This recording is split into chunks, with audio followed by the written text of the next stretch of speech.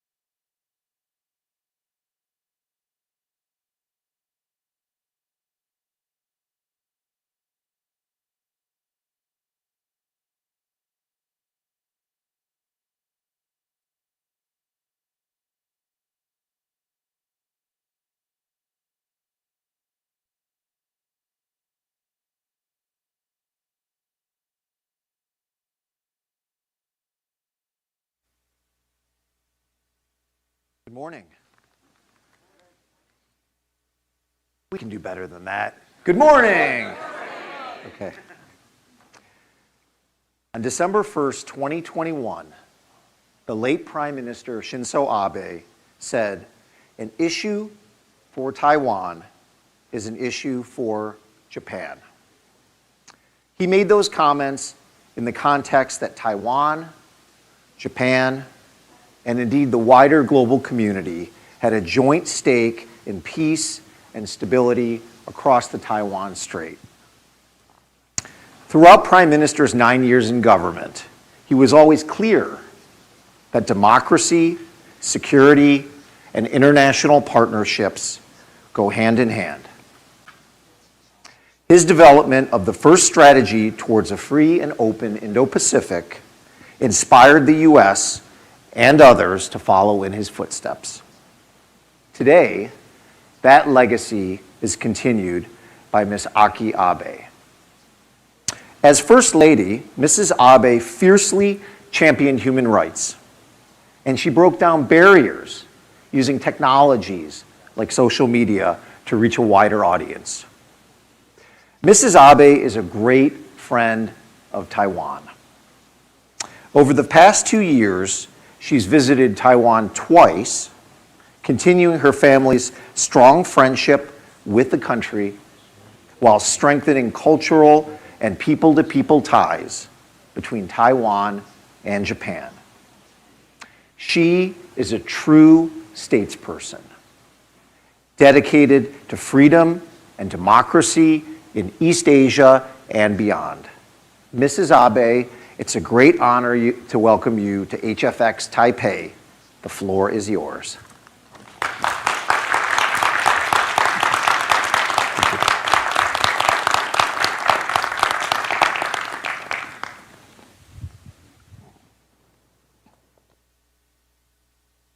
Good morning, and very nice to meet you all.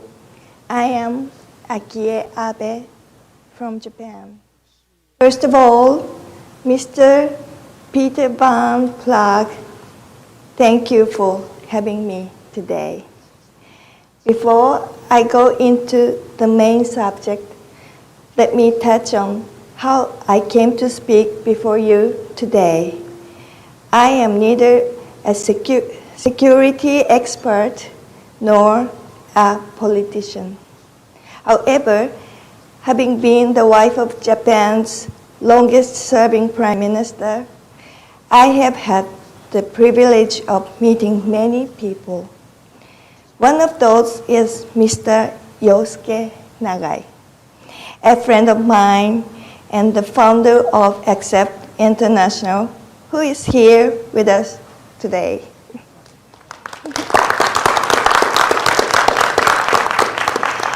He connected me to this Halifax forum.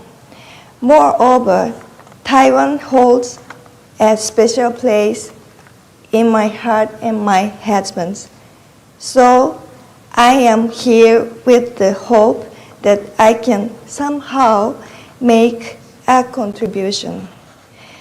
Dear fellows, don't you feel that the world has been changing too rapidly and dramatically these days? Even considering the short period since 2020, when my husband stepped down as Prime Minister, we have witnessed the COVID-19 pandemic, significant developments in Myanmar, Afghanistan, Ukraine, Gaza, as well as numerous natural disasters. At the same time, new social challenges like deep fakes have emerged. Are we not overwhelmed and paralyzed by the constant stream of these shocking events? These are the incidents that require us to support the affected people in a thorough manner. However, the world seems to be losing the capacity and compassion to help those who have been affected.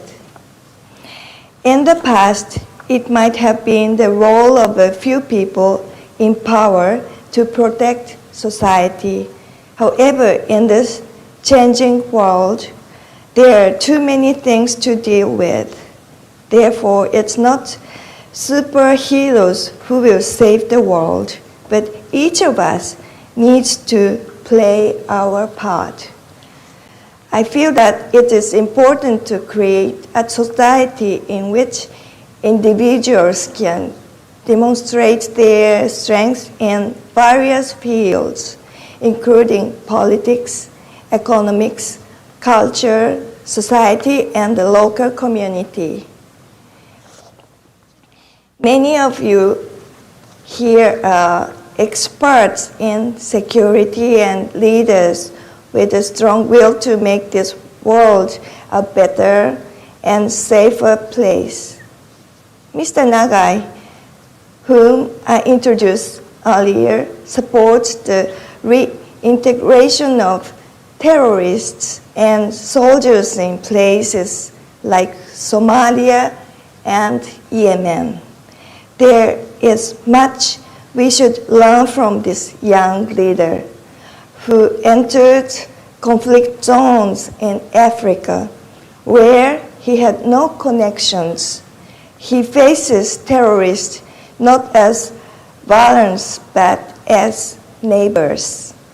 He embodies loving one's neighbor, hating the sin but not the sinner. Ladies and gentlemen, this year makes the 80th anniversary of the end of World War II, which brought about many tragedies, including those in Hiroshima, Nagasaki, and Auschwitz, among others. Personally, I believe that numbers hold various meanings. The fact that President Trump has returned to office in this milestone year may also have some suggestions. My late husband, who passed away in 2022, built a close and trusting friendship with President Trump. While President Trump's words can sometimes be provocative,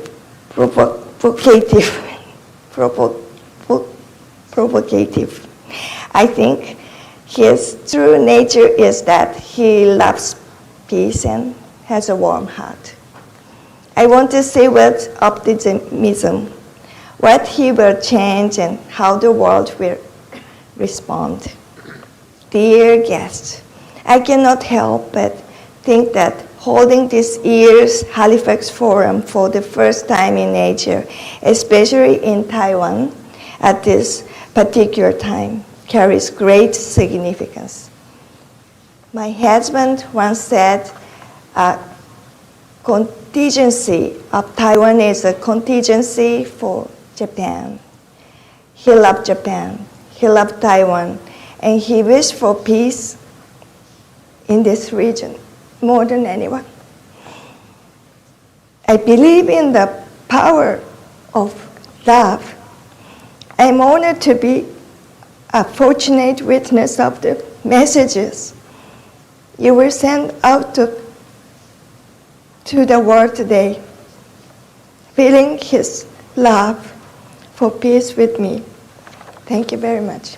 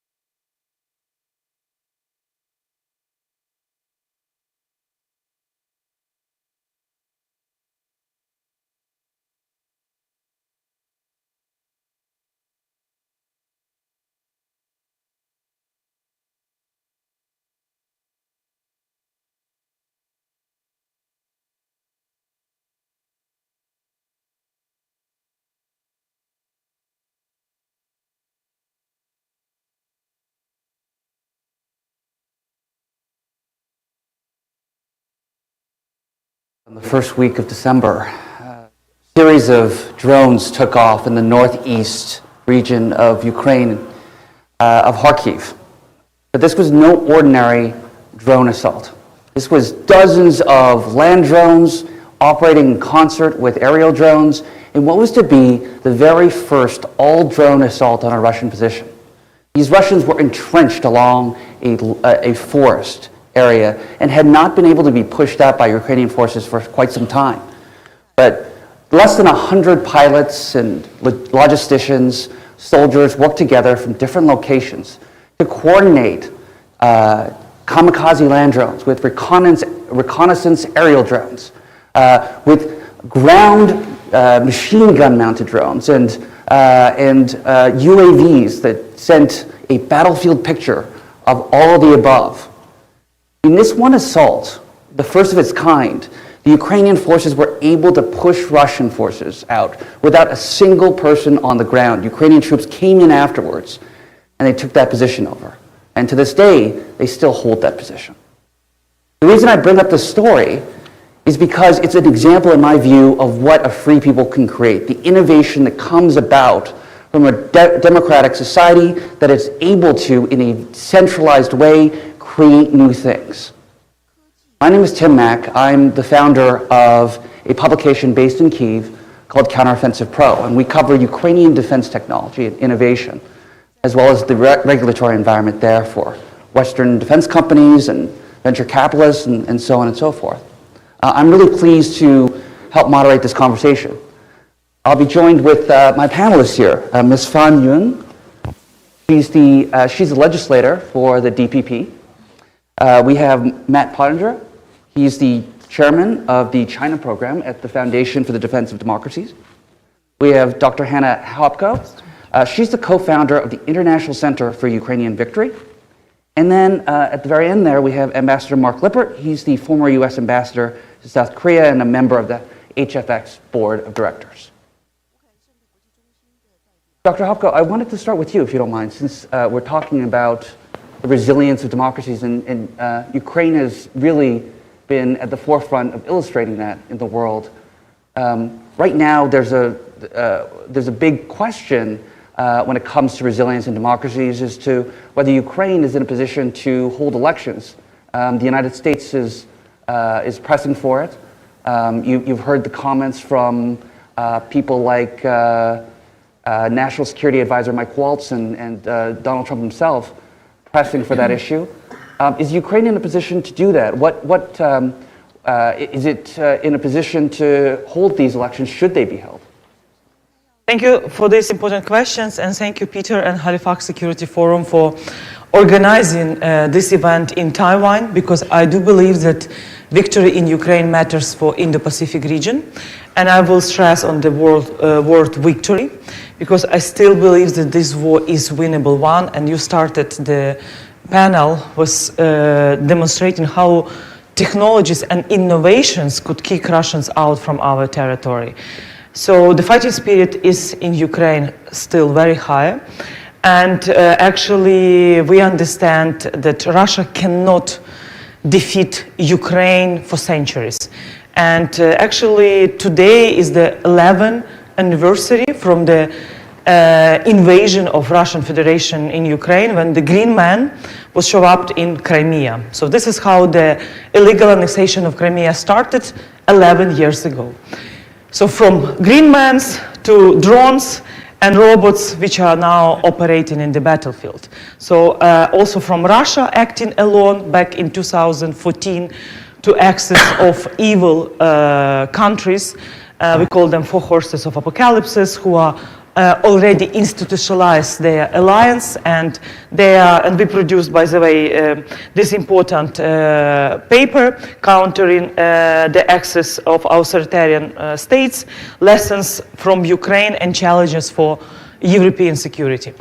So elections, of course, since Russia cannot defeat Ukraine in the battlefield, so they want to destabilize us from within the society.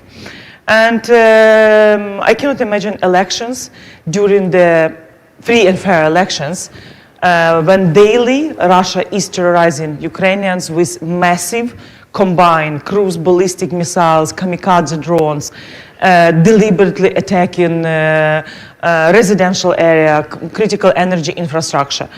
So Ukrainians are not against elections. As soon as Russia is defeated and security conditions are allowed, and the more, bullets we receive to defeat Russia, the better we will think about ballots and go to the elections. So this is very clear. And according to Ukrainian constitution, during the martial law, elections is prohibited.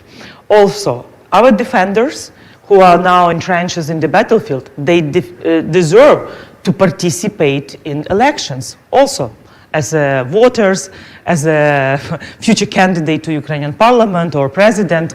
So there are many arguments why first priority is security, and we have to end the war and to see that Russia pay price for starting the aggression 11 years ago, because when aggression started from illegal annexation of Crimea, it's now turned to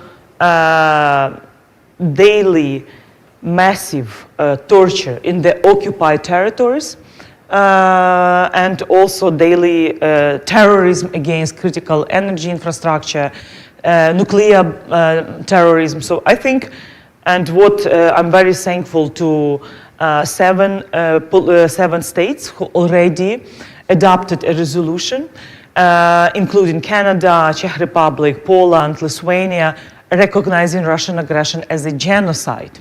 So Russian aggression against Ukraine is a genocide. If we analyze the number of war crimes, crimes against humanity, also ecocide, forceful deportation of kids, can you imagine more than 20,000 of Ukrainian kids were either kidnapped or deported to Russia? And what's happening with Ukrainian kids?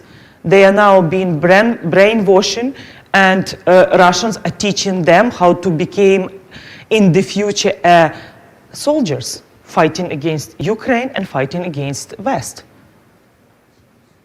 Ms. Fan, I want to turn to you as we thinking about the lessons learned from civil society in Ukraine. Dr. Hopko has been a leader in civil society in Ukraine and really pushing for democratic resilience in that society. I want you to talk to us a little bit about Taiwanese societal resilience, what kind of lessons they're learning from the war in Ukraine, and what they're doing to increase the civilian side resilience to a possible conflict. Yeah. Good morning, everyone. My name is Fan Yun. You can call me Yun or Fan Yun. This is my second term as a legislator. Just want to tell you that before I entered Congress in 2020, as the moderator mentioned, that I used to be from the civil society. I'm an activist from student movement in late 90s to women's movement since 2000. Okay, so when I saw the title, Democracy Equal to Resilience, what does that mean? I think there are two kinds of discussion. One is to argue that democracy is more resilient than autocracy. Okay, the other is to ask under what conditions a democracy can respond to challenges without losing its democratic characteristic. As Dr. Hopko just mentioned, they will go back to electoral democracy later. Okay, as a Taiwanese, I'm more interested in the second kind of question. Having researched later, I found that scholars have identified several key factors about democratic resilience, including democracy stock, the rule of law, executive constraint, anti-pluralist party restriction, which, you know, in Taiwan you can witness, we have a very vibrant political environment, and the robustness of civil society that, you know, you are asking about. So I want to focus on democracy stock and the robustness of civil society to share my observation about Taiwan and, you know, maybe talk about what we can learn from Ukraine. I think, you know, Taiwanese people, you know, keep a closely watch what happened in Ukraine and think that, you know, whether we can improve, you know, our resilience. Okay, so I will say that first, Taiwan has a very rich democracy stock. This is our strength.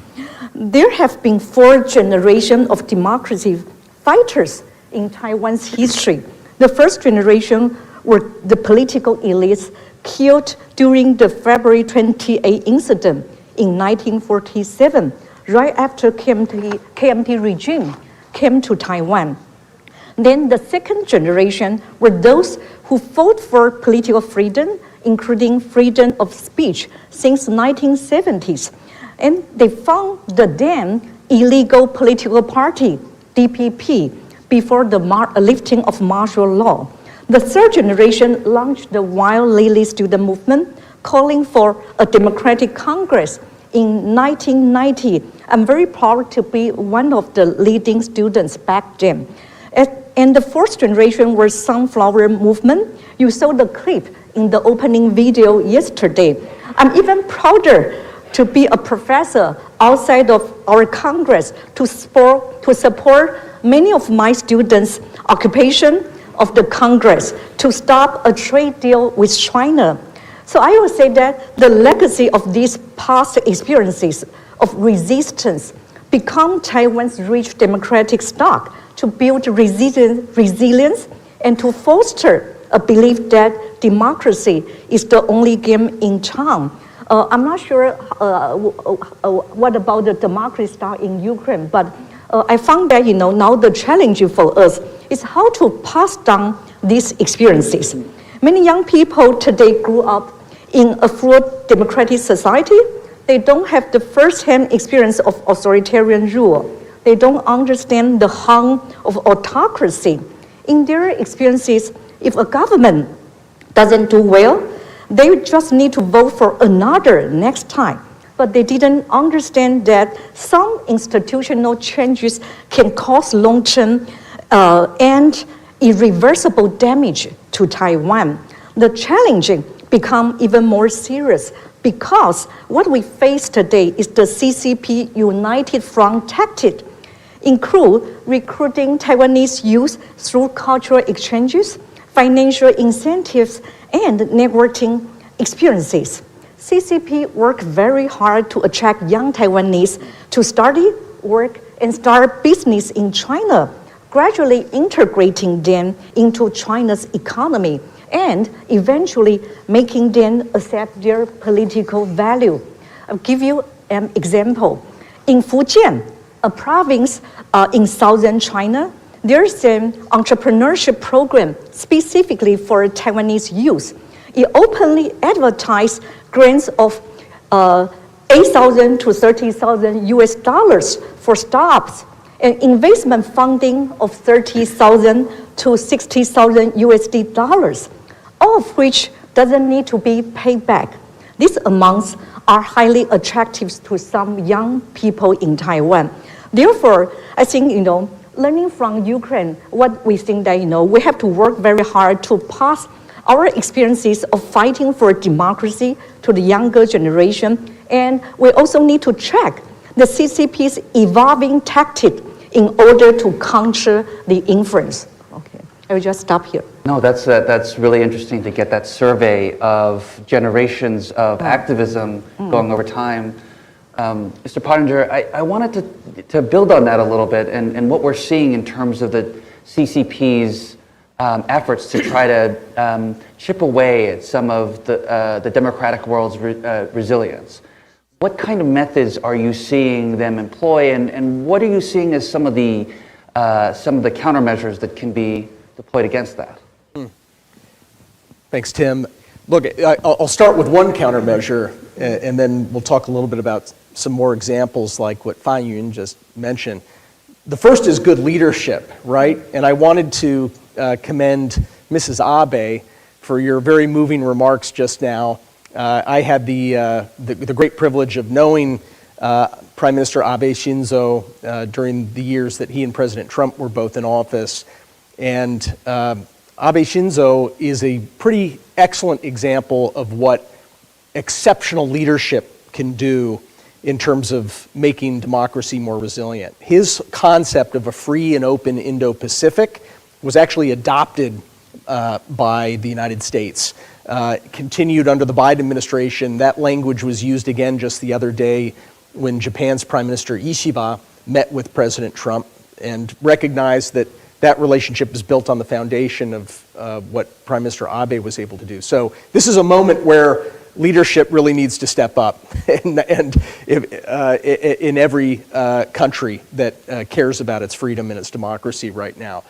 I think Fan Yun made some very good points about the types of tactics that the Chinese Communist Party uses, these so-called 统一战线, right? Yeah. This united front activity.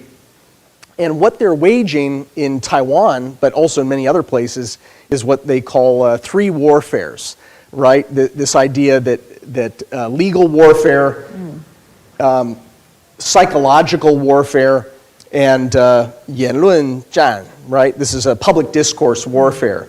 And so much of Beijing's success and progress is based on attacking people's thinking. And they have a lot of doctrine about this. They have a lot of practice trying to win people over through pushing narratives through social media in particular. A lot of this is done through amplifying certain narratives because they control the platforms to do that, which shame on all of our societies for having allowed TikTok to take root. Shame on us for allowing apps like Xiaohongshu. The thing is called Little Red Book, and yet Americans and Taiwanese are adopting this so that Xi Jinping can control what they see and what they don't see. Shame on us for that. But I think that it is not the same as actual control. You can push back against these things. We have constitutional systems and laws. We have the ability to shed light on these things. And right now the United States has a law that requires that TikTok, and probably this sets a precedent for other Chinese-controlled apps, to be shifted to American control, where they would actually be accountable under U.S. law and under U.S. ownership. God willing, the United States, the new administration will actually enforce the law that it's required to enforce, and either force that transfer of ownership or ban the app outright. You make a really good point about economic sovereignty. And here in Taiwan, there's a lot of conversations about the so-called red supply chain and the need to establish a democratic supply chain. Ambassador Lippert, if I can turn to you on that question and whether you're seeing an increasing bifurcation in the world when it comes to trade, and whether that's a positive thing, whether that will lead to better results, more economic sovereignty, or whether it might be headed in the wrong direction. No, thanks. Great to be here, first of all. Second, I would just say I signed up for this board for a free hotel room in Halifax and some lobster, and all of a sudden I'm in Taipei on a panel, so it's a little surreal. But on a serious note, I too want to associate myself with Matt's remarks on Ms. Abe's statement and the leadership of your husband. I too knew him well when I was in a senior position at the Pentagon, and his leadership on very difficult military issues really propelled the U.S.-Japan alliance to new heights and has put us in a position that we can at least effectuate a reasonable security policy in the Indo-Pacific going into the 21st century. So thank you for that. On the question at hand, maybe to take it just a slightly different direction, I do think that there are 4 to 10 core technologies, depending on how you define them, that are just critical for competitive advantage in the 21st century. And we generally know where these are. They range from AI, quantum computing, biologics, semiconductors. There's a list there. And what I would say is I'm encouraged by the fact that several like-minded nations, not just in Asia, but also the Dutch as well, on the semiconductor front, and other Europeans on other sensitive technologies like the Brits on AI, are starting, I think, that work of coming together and realizing the importance of maintaining a competitive edge or getting back to the commanding heights of competition or technology in certain areas where I think we are at risk of losing that advantage. I think that's one. Two, I think the second point is keeping secure the technology that you do have. And I think there is still a lot of work to be done, but I think foundational work, I think starting really in the Trump administration, continuing on through the Biden administration, I think that work needs to continue and is very important.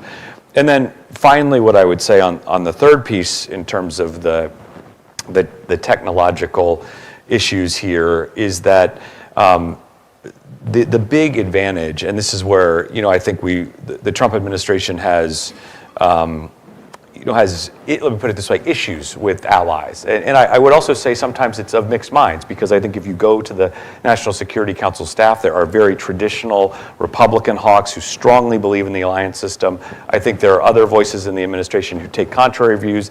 And I think what I'm hoping is that in the Trump administration, the view that allies, friends, partners, especially but not limited to these core technology issues, the value of those friends is underscored, harnessed, and basically calibrated to use this great advantage that we do share. And let me just stop there. Well, Ambassador, I want to follow up a little bit on this topic. As we see the development of technologies kind of increasingly segregated, I wonder, do you think that makes conflict in the next, let's say, decade or near, medium term more likely or less likely? That is a huge geopolitical, sort of political science question of which I am utterly unequipped to answer. But what I would say is I do tend to believe that economic integration does help reduce conflict. That's, I think, point one. But I also think there's also sufficient evidence that there's sufficient evidence to indicate that there are limits to that economic integration, and where you draw certain lines, especially around core technologies, that could, frankly, if commanding heights or commanding advantages were gained, would actually increase the propensity for conflict. So I think you have to strike the right balance. There's a baseline, I think, of thought that I tend to subscribe to, again, to repeat myself, that economic integration is helpful, but limits and a carefully calibrated policy to ensure that certain, I guess you could say, provocative technologies are adhered to. We don't have economic interdependence. I'll take a really extreme strawman example. We don't have economic interdependence in trade on nuclear weapons, right? For example, that's a complete strawman. But I think you can go down that continuum and argue that certain core technologies are critical. I guess I would say a dialing back of cooperation in those areas or curtailing it altogether is important. Final point, look, now you're into the question about once you get beyond those core technologies, how much tariffs, trade, supply chain, components, raw materials. I think that's a very important question that's ripe for discussion. I think is contested terrain in terms of it's where we draw those lines and trying to draw those lines to maximize benefits and basically reduce risks over time. And let me just stop there. Dr. Hopko, much of the West has united in order to try to isolate Russia with sanctions and other economic measures. I'm wondering which kinds of sanctions you found to be most effective in helping aid Ukraine's democracy as it tries to resist Russia. There's been a lot of push on things like energy and particular machinery like CNC machines. I wonder, where do you kind of rank what's been effective in helping increase Ukraine's resilience from an economic perspective? So, of course, sanctions are a very important instrument as a leverage. And, of course, we wish to see sanctions as a preventive mechanism before the war starts. But if you analyze 11 years of Russian ongoing aggression, so you could see at the beginning, when Russia invaded Ukraine back in 2014, of course, we expected more tougher sanctions. And the weak side of sanctions, this incrementalism. And I think this is how Russia is adjusting its economy, its banking system, its defense industry. The European Union adopted 16 packages of sanctions after the full-scale war. 16 packages. So, of course, we need to talk about synchronization of sanctions between the US, UK, European Union, G7 countries, and I'm really very thankful to Japan. And in 2016, during the visit of Prime Minister Shinzo Abe to Kyiv, we met. Also, I at that time chaired the Foreign Relations Committee of Ukrainian Parliament. So, and Japan here in this region always leading in economic measures against Russian Federation. So this is really important, but answering your question, during the Munich Security Conference, the first day the conference started, Russia attacked the nuclear stations in Ukraine. So why Rosatom never been sanctioned?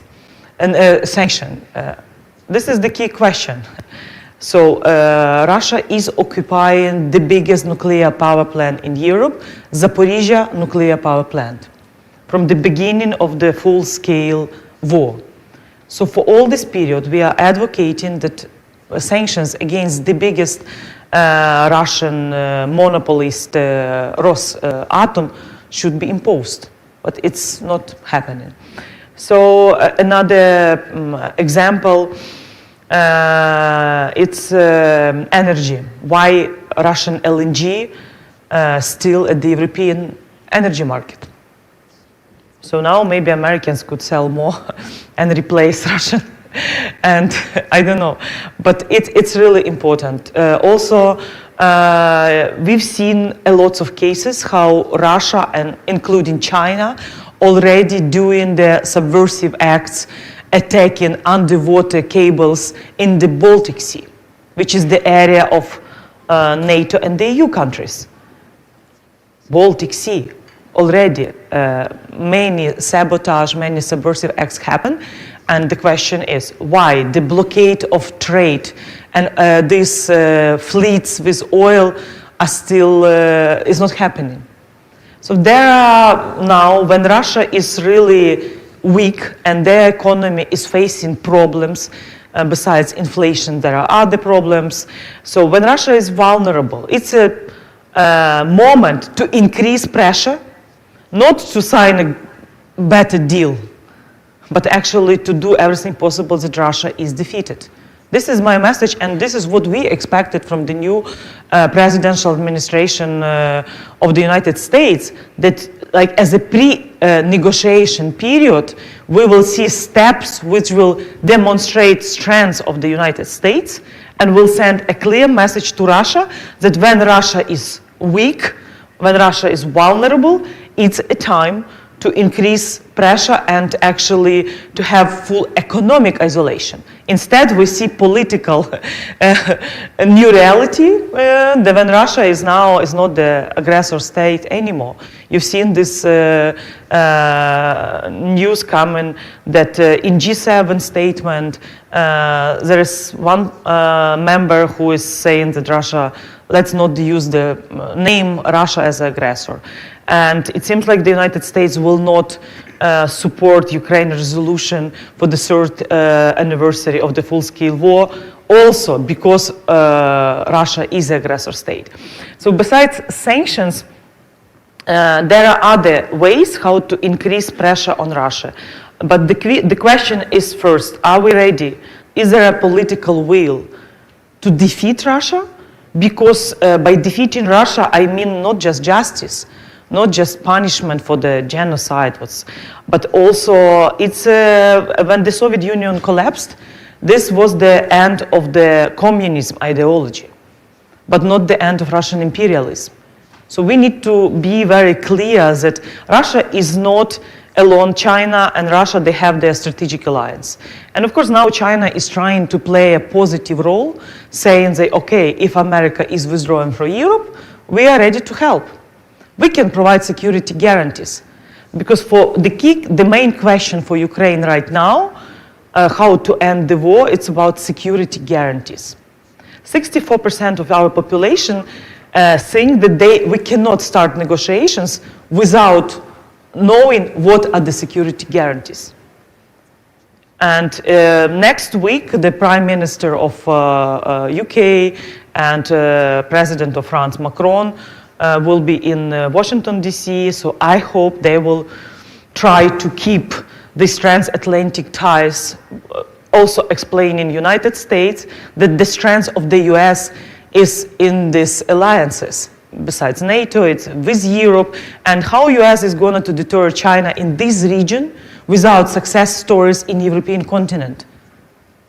So this is very important to explain this and not to allow Russia to trap our partners in their quick solving the issue. And as we mentioned, the first question was about elections in Ukraine.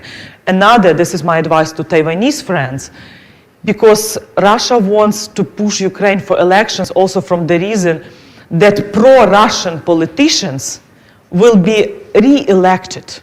So these guys who were working for Russian interests, being the members of Ukrainian parliament, who betrayed Ukraine. So then we could imagine that Russia will insist that free and fair elections require all politicians to participate, including collaborators and including all pro-Russian forces. So this is another way how to destroy Ukraine from within, and all these hybrid warfare instruments to engage the fifth column or their representatives actually with the pro-Russian narratives and all this stuff, which is really very dangerous.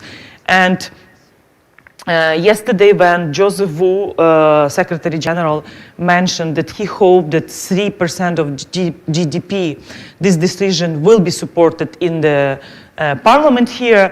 So I think it's really important, because I'm coming here to Taiwan after the Munich Security Conference, and this year they produced like a book with all selected speeches in the Munich Security Conference. And I was surprised seeing the speech from last year by current Vice President Vance, who was calling last year to the Europeans asking for 2% of GDP. So my advice to Taiwanese here, please build a coalition, talk to your society, because the more you invest now in your strengths, the better your chances to deter, to prevent, and actually to defend yourself from different type of attacks from Chinese side. Ms. Fan, maybe we can turn to you on that. Looking at what's been happening in the Taiwanese legislature, it can seem a little chaotic, a little messy. That's the nature of democracy in some cases. I'm wondering if you can give us an update on kind of where the legislature, how the legislature is operating as a member of that body, and where you see the government moving forward when it comes to defense spending and defense priorities. Yeah, I would say that, since I'm a legislator from DPP, I'm totally for, to invest more in our defense, especially in terms of the so-called budget, right? Because that's the measurable investment that Trump or other allies, can count on for. But now our issue is that our opposition party, they might not think so, So our problem is that how to convince them. But, they will say that, look at the budget cut from last year, we didn't cut that much. I'm not sure whether you are aware that, actually, the DPP administration this term faced the historically highest budget cut from our Congress. And I'm sorry that the DPP is not the majority, so we try very hard to do that. But actually, through the political caucus negotiation, they didn't want to have any discussion. So now, what should we do? As far as I understand, our administration, they want to send back, the budget to the Congress for a reconsideration. And, if the Congress failed to do that, they might apply for a constitutional explanation, okay? But now I want to tell you that, at least, we have a very strong civil society. That's also another point, the power of youth, as you can see that the Sunflower Movement are led by the young people. And last year, we have a movement called the Bluebird Movement, actually are led by the young people, but it's more cross-generational. What does that about? They came to surround, came to block our, didn't really block, but, outside of our Congress because, they want to demand more democratic discussion within the Congress. Because from my perspective, our opposition party, they went through, certain unconstitutional legal amendment in order to expand the power of the Congress. So it's already unconstitutional. Even more serious problem without any substantial discussion within the committee.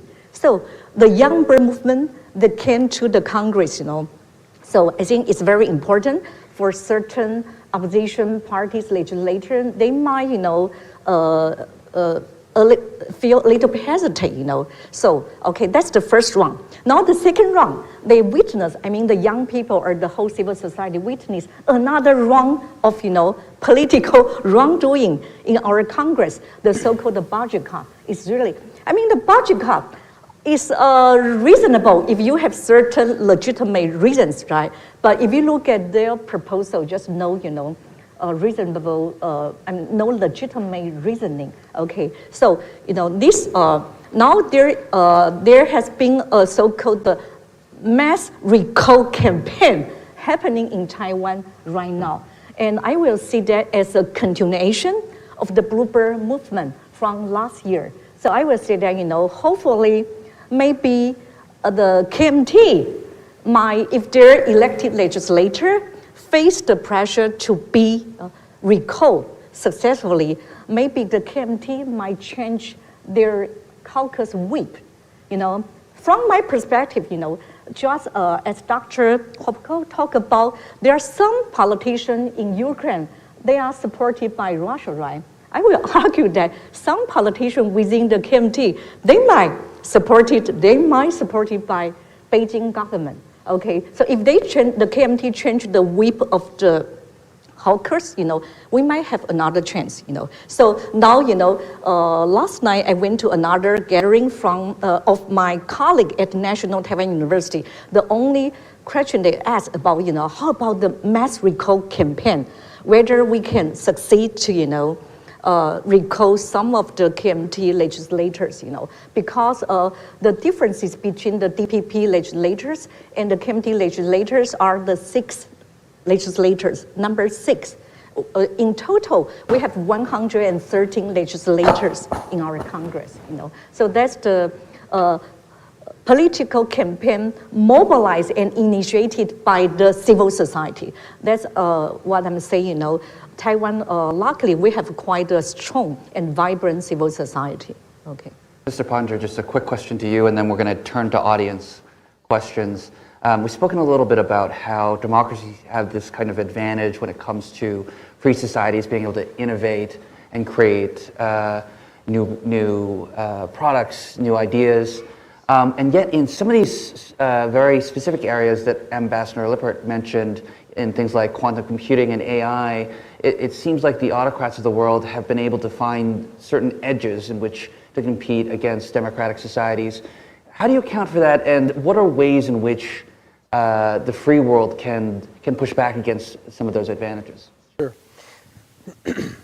Well, first, I just wanted to say that this budget that we're talking about in Taiwan is really important. This is a special budget that President William Lai proposed over the weekend.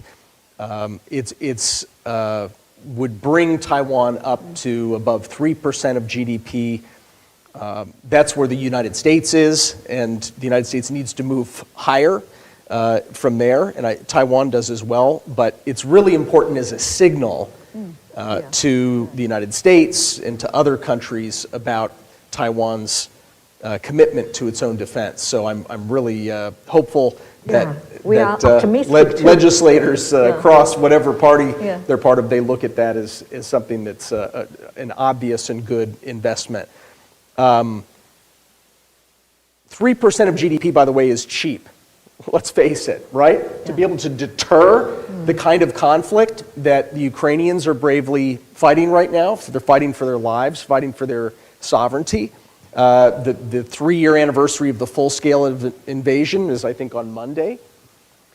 From what I've read, Ukraine is spending 37% of its GDP on defense right now. So 3% seems like a pretty good bargain, right? Seems like a good bargain to me. The United States, at the peak of the Cold War, was spending, during the 1980s, the Reagan administration, it was spending 6.8% of GDP, more than double what the United States spends right now. So that just puts things into perspective. And that seemed to work pretty well. It kept the Cold War cold. That's how we like wars, cold rather than hot. If you have to have a war, make it a cold one. Now, the reason that some of these, especially Beijing, has managed to find an edge in key technologies. There are several factors here, some of which we don't have control over, some of which we do. Number one is that there has been massive investment by the Chinese regime into trying to dominate these sectors and into placing people in a position where they can extract knowledge from the United States and other advanced economies, bring that back, and put it in service to the motherland. They even have a policy called military-civil fusion, right?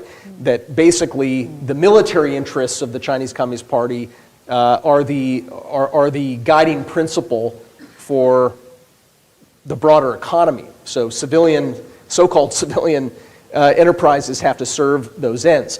The reason that China's economy is doing so badly in general is because Xi Jinping is building a wartime economy so that he can either coerce or actually apply force, go to war against Taiwan, and then from Taiwan to other places as well.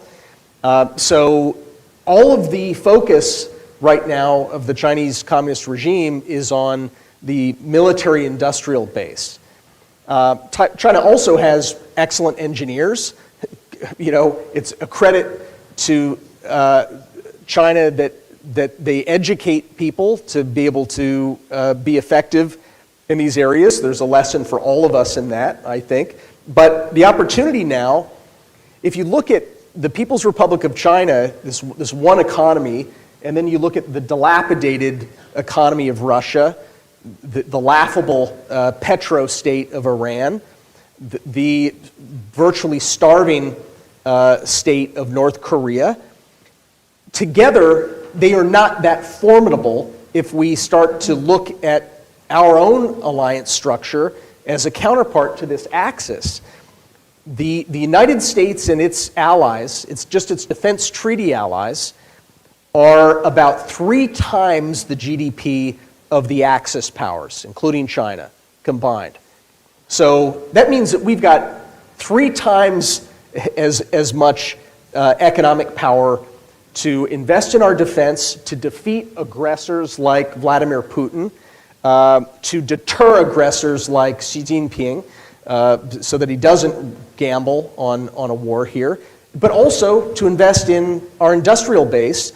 And that should be an industrial base that's mutually self-supporting. Over the last few days of meetings I've had with government officials here in Taiwan, people have used this phrase, non-red supply chains. That's a pretty good phrase. Right. We don't want to rely on China, red supply chains for drone manufacturing or the components that go into that. Taiwan has immense things to offer as a defense industrial base contributor to free world countries that are friendly, like Ukraine, the United States, Japan, and elsewhere. Well, I want to turn to the audience for some questions here. Right here in the second row.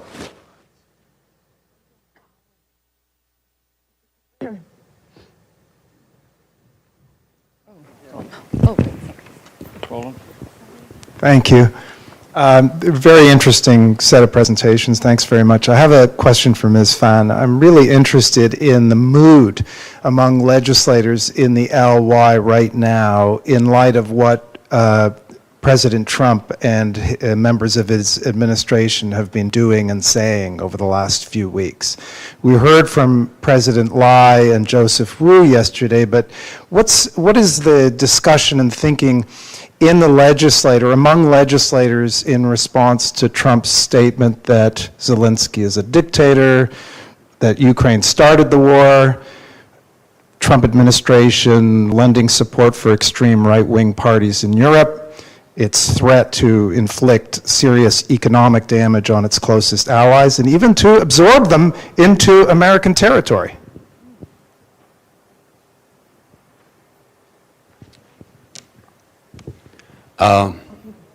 Sorry, let's have a quick answer and then we'll go to you. Yeah, I think I can only, represent my party members, in the Congress. I think for the DPP legislators, we are quite worried about, what happened in Ukraine.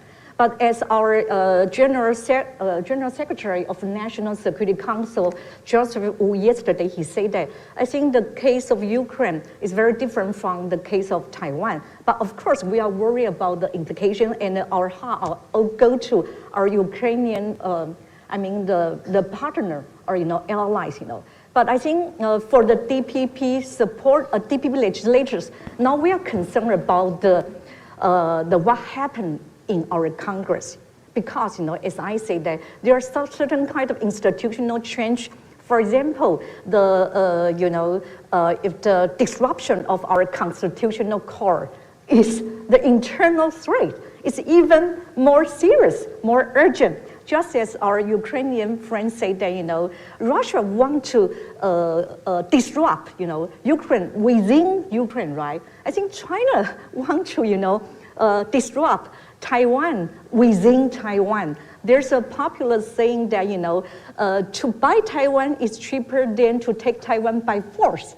And now there's another thing that to scan Taiwanese people are even more cheaper than buying Taiwan. So for us, how to win back the majority of the Congress is our, urgent task. The so-called mass recall movement is very important. So for the DPP legislators, actually we received the, briefing from the world, from our headquarters, every week to, keep us aware of what's happening in the world.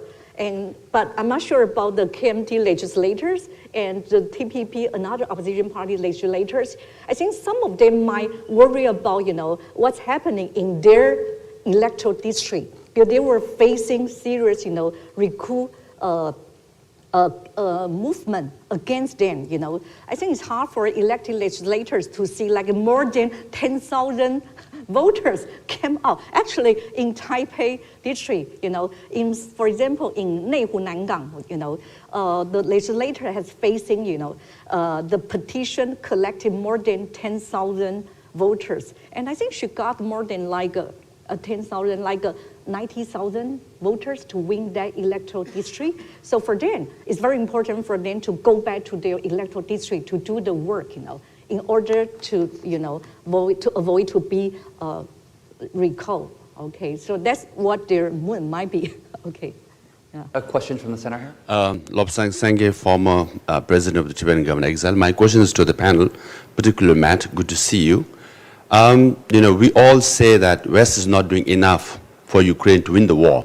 But after going to Ukraine, I also realized the Chinese strategy seems to be not to do enough for Russia to win the war, but to prolong the war, thereby weaken Russia economically and drain Russia, make them junior partner, and then drain NATO and Europe, and drain also America, at least arms and ammunition, thereby deny Taiwan all the arms that America is supposed to give or sell.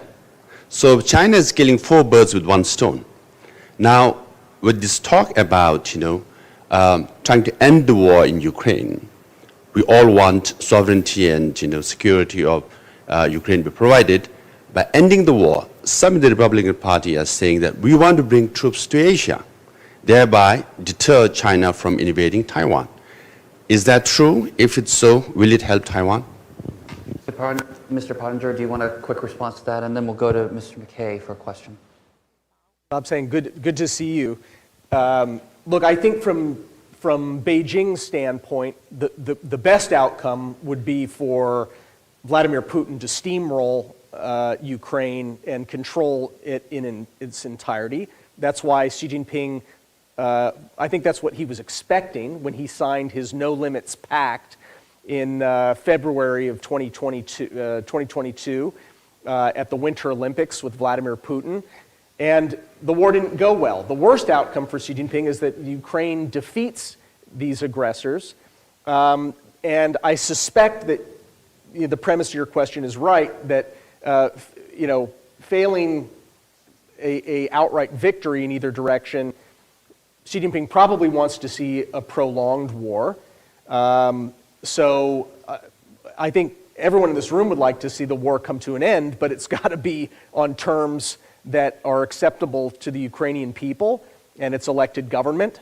And think of the sacrifice that's been made to defend sovereignty, right? Why give up at a negotiating table what Ukraine has been able to defend on the battlefield? So I think that a honorable peace that provides for the security of Ukraine sustainably over time would be a good outcome. I just don't think that Vladimir Putin is interested in that right now. That's my estimation of him right now. He needs to lose even worse, I think, before he's going to be willing to do that. But we'll find out. It's fine to sort of test his bottom line a little bit, but we shouldn't give anything away. Yeah. Mr. McKay? Yeah, just Peter McKay, just a quick follow-up perhaps to Dr. Hopko. Is there a fear that China, given the stakes that they have set and this previous commitment to Russia, that they will in fact become more involved? We've seen North Korea, we've seen that China obviously continues to spend, to Ambassador Leipert's earlier reference, 10% or more on GDP defense spending. But is there concern of a further Chinese involvement, a more overt participation in the conflict? And I guess another question that I've heard you speak to before, but I think it's important. What, if anything, are we hearing from the population of Russia? I mean, we hear voices of dissent from outside Russia, people like Vladimir Karamurza, but are you picking up any consternation from within Russia over the body bags that are returning home and the terrible toll that this has taken on the Russian people? Dr. Hopko, and then we'll go to one last question here in the back, right here. So, of course, China wants to position like a mediator. And they always say that we are neutral. We never supported nor Russia nor Ukraine. But reality is different. China is with Russia, killing Ukrainians because machinery, components, humanitarian support, everything. So China is partnering with Russia against Ukraine in this genocide. Let's be very clear. But China wants now, when United States demonstrate weaknesses, China wants to demonstrate strengths. So America is out from Europe, we are in. So we are here. If you need peacekeepers, okay, Chinese will help you with this. We can also motivate Brazil and other nations to bring. Actually, we Ukrainians, we don't need non-European peacekeepers or another missions in Ukraine, honestly. So this is, now China is also telling, like, we are ready when the war ends to recover and to rebuild your regions. We are ready to bring our monitors, to give you our all surveillance and everything. Thank you. We prefer to ask European friends. So this is really important that China plays very smart games. As Taiwanese legislator already said, it's cheaper to buy Taiwanese here, elites, to work with churches, religious organizations, to invest money in social media, actually to work with youth, giving them money to establish their startups and something. So of course it's cheaper. And also my message is for China, it's cheaper to buy Taiwan than to take it by force. So it's cheaper for all of us to defeat Russia now when Russia is vulnerable than to go to this Russian scenario with negotiations. So this is my message. For 11 years, we never capitulated to Turkey, never. 11 years of, and actually within the centuries. Because when I started at the beginning, it's not just about the regime change in Russia. It's about Russian imperialism. For centuries, Russia was killing not just Ukrainians. Look what they did with Chechens. Also, when Soviet Union collapsed, there was first Chechen war, then when Russia lost it, then second one when Russia won with the genocide. So this is really important to explain. As we are working with the indigenous peoples living inside Russian territory. Of course, there are nations, there are ethnic minorities which are fighting against Russian repressive regime, because if you look at Yakutia, which is close to Japan, or 6 republics of Povolzhia, Idel, Ural, Tatarstan, Bashkortostan, Mordovia, all this, it's European part of Russian Federation. So they are all being grabbed by Russian oligarchs when the life is very poor. And actually, when Buryats, Kalmyks were sent as a cannon fodder to the war against Ukrainians, so this is the ethnic cleansing, what Russians are doing inside Russia. So we are working with, and I think also this is one of the mistakes. I'm very thankful to Peter that we have here representatives of Uyghurs, because it's a key for us if we all stand for humanity and fight for real values. So the same, I would like to encourage our international partners, not just to invite Russian opposition, but also to invite the representatives of indigenous people of Russian Federation, which are suffering a lot of assimilation policy, repression, and they have this potential to protest. Ask Russian people, Russian mothers, why they are not protesting in Kremlin. Why Russian women talking to their men's soldiers, telling, okay, you can rape as many as you want Ukrainian women, but just bring me something from Ukraine. So this is their mentality. This is what differs Ukrainians from Russian society.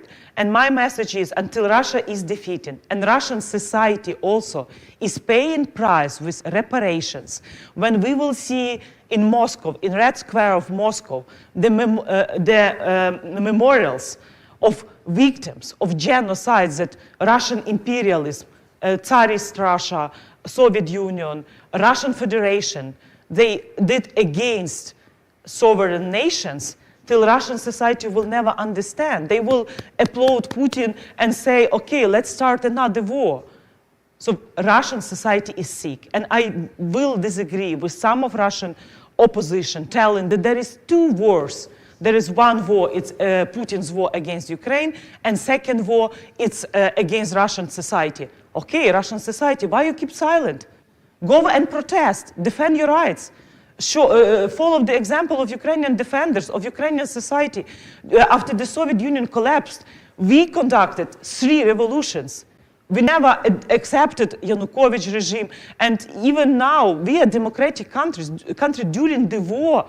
Democratic resilience is so high, parliament is working, government is functioning, civil society are criticizing the biggest dictator.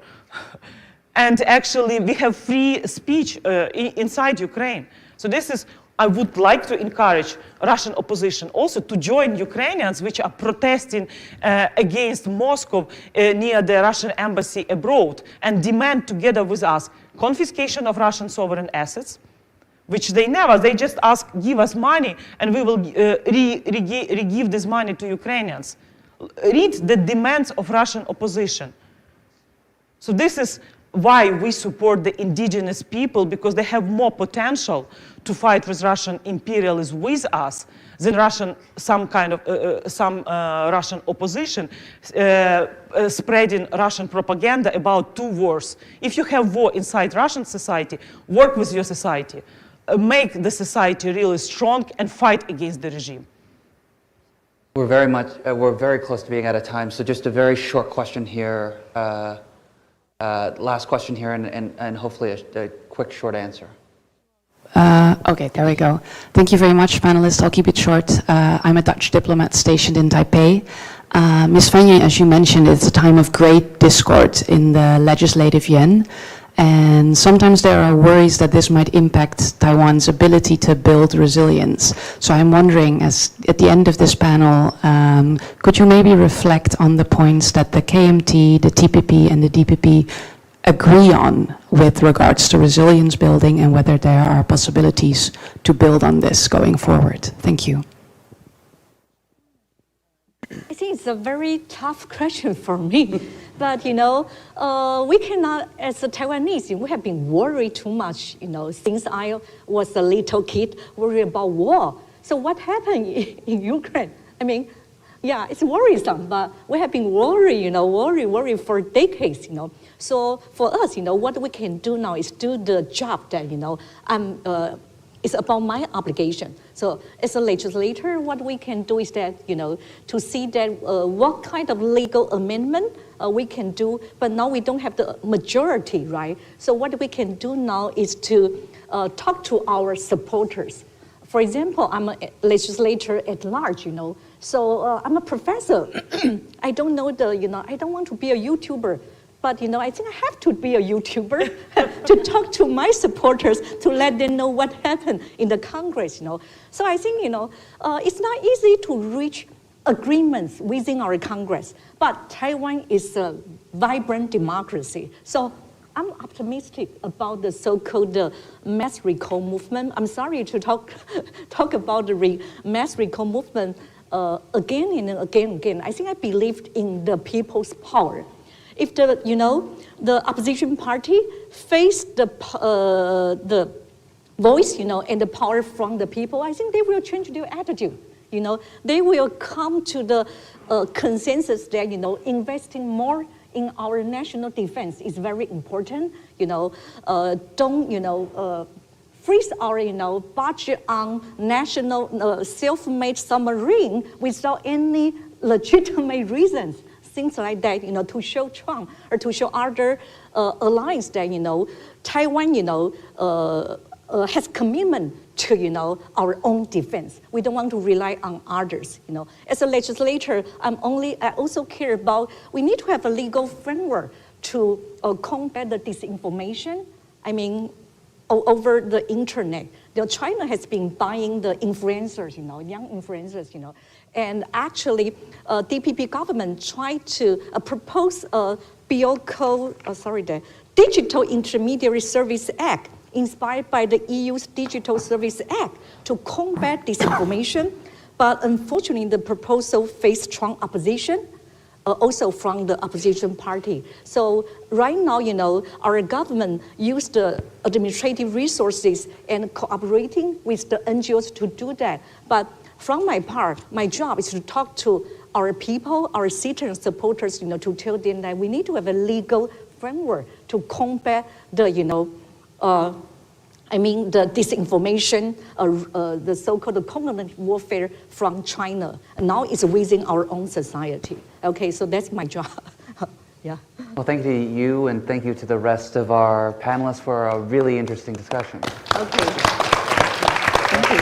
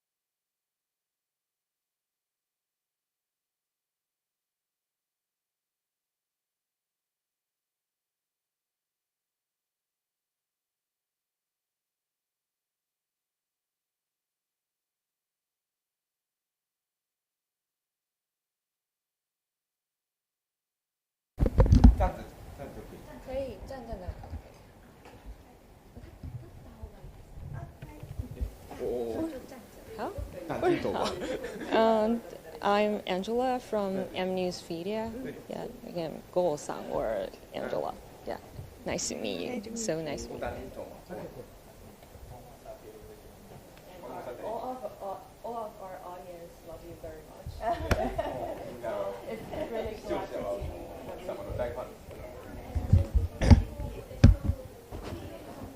好 ，OK， 好，我们用中文。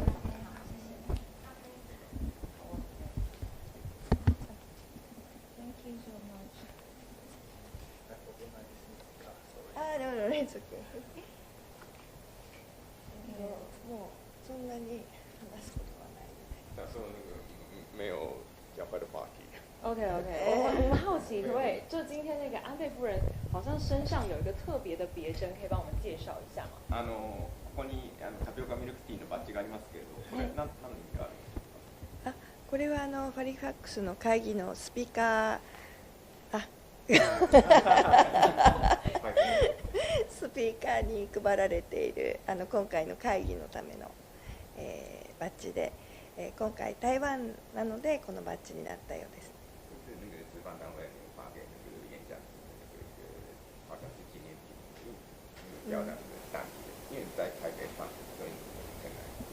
カナダで開催されるときはロブスターだと聞きましたけど。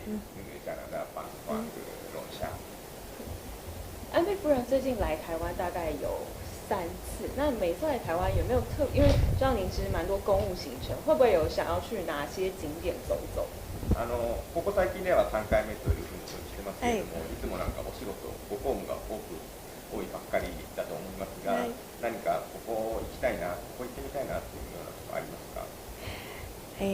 まだ台湾がどういうところがあるのかよくわからないですけれども、去年は主人の銅像がある、高尾と、就任式の来清徳総統の就任式で台南の方にも行かせていただいたので、その他の地域にも、ぜひ、今年はまた4月6月にも、台湾に来る予定があるので、いろんなところをこれから訪問したいと思います。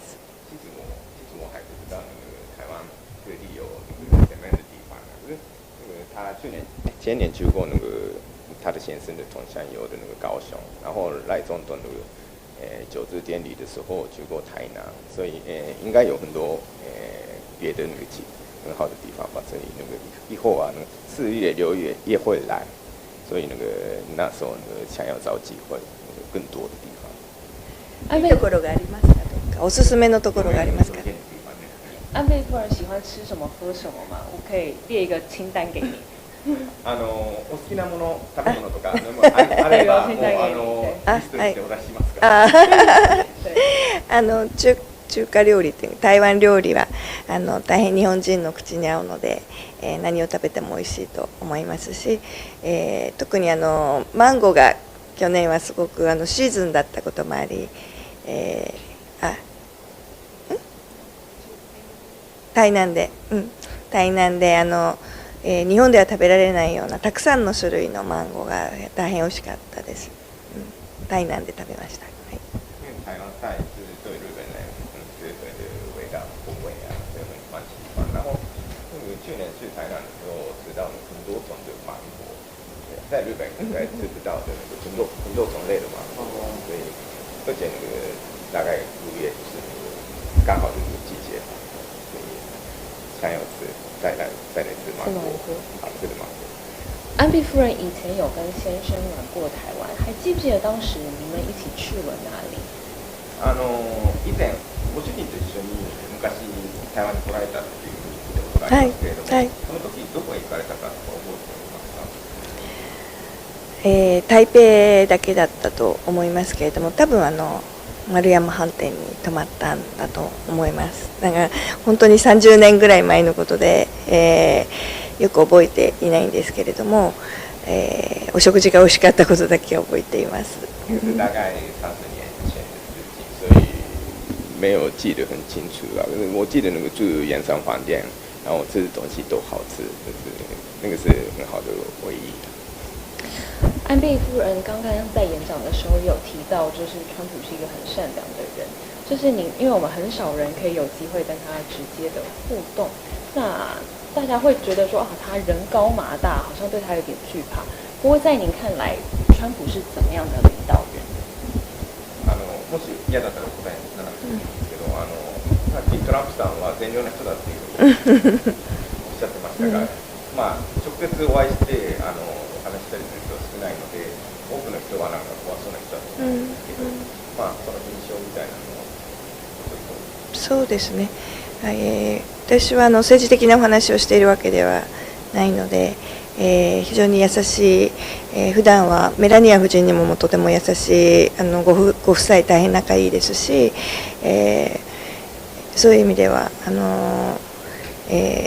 優しい男性だというふうに私は思いますけれども、政治的なことになると厳しい面はもちろんあると思いますが。我们聊天的时候没有提到那个政治方面的事情啊，因为我看到那个他们川普夫妻，就是因为他们夫妻也很相处，然后川普本人也蛮温柔的人，所以当然那个政治方面，他的工作方面有的部分比较严格啊，就是他看到的那个川普是很温柔的人。那因为等一下您就要见赖总统了，会有什么话想要特别跟他说吗？この後赖清徳総統にお会いになるというふうに承知しておりますけれども、どんなお話をされるか、もしお話になれるんでしたら教えていただけますか。主人が亡くなった後も、大変、家まで来ていただいて弔意を示していただいたり、また就任式にも参加させていただいたり何度もお会いしているので、今回また台湾に来てハリファックスのこの会議に出席しましたという報告とご挨拶という感じだと思います。安倍首相离开我们的时候，赖总那个时候副总统他特别跑来日本拜访他们啊，所以他也参加过那个总统的就职典礼，所以他这一次来台湾出席那个 Halifax 那个报告跟要表达谢谢。如果要用一个食物，因为台湾跟日本都是这个美食大国，来形容台日关系，你会挑哪一个食物？好難な問題で、日本も台湾も美食美味しいものがいっぱいある国ですけれども、日台関係を食べ物に例えたら何だと思いますか？日台関係を何でしょう。すごい難しいですよね。Bubble tea, it's sweet tea. タピオカミルクティーはでも台湾のものですかね。思いつかないですけど、何でしょう。那我们就是因为大家都会说您这个就是这个石破茂首相在去见川普之前，你有给他很多好的建议，或是这个方向，或是帮他先打过招呼。那在上一次您跟川普见面的时候，有没有谈到台湾？ちょっとこれは言われていいかな。トランプさんとお会いした時、台湾の話はしましたか？興味は示されていたと思いますが、私はちょっとそのお話には入ってないので。看起来有关心，只是没有提到特别的。时间差不多。好，谢谢阿贝夫人，谢谢，非常谢谢。奥様に。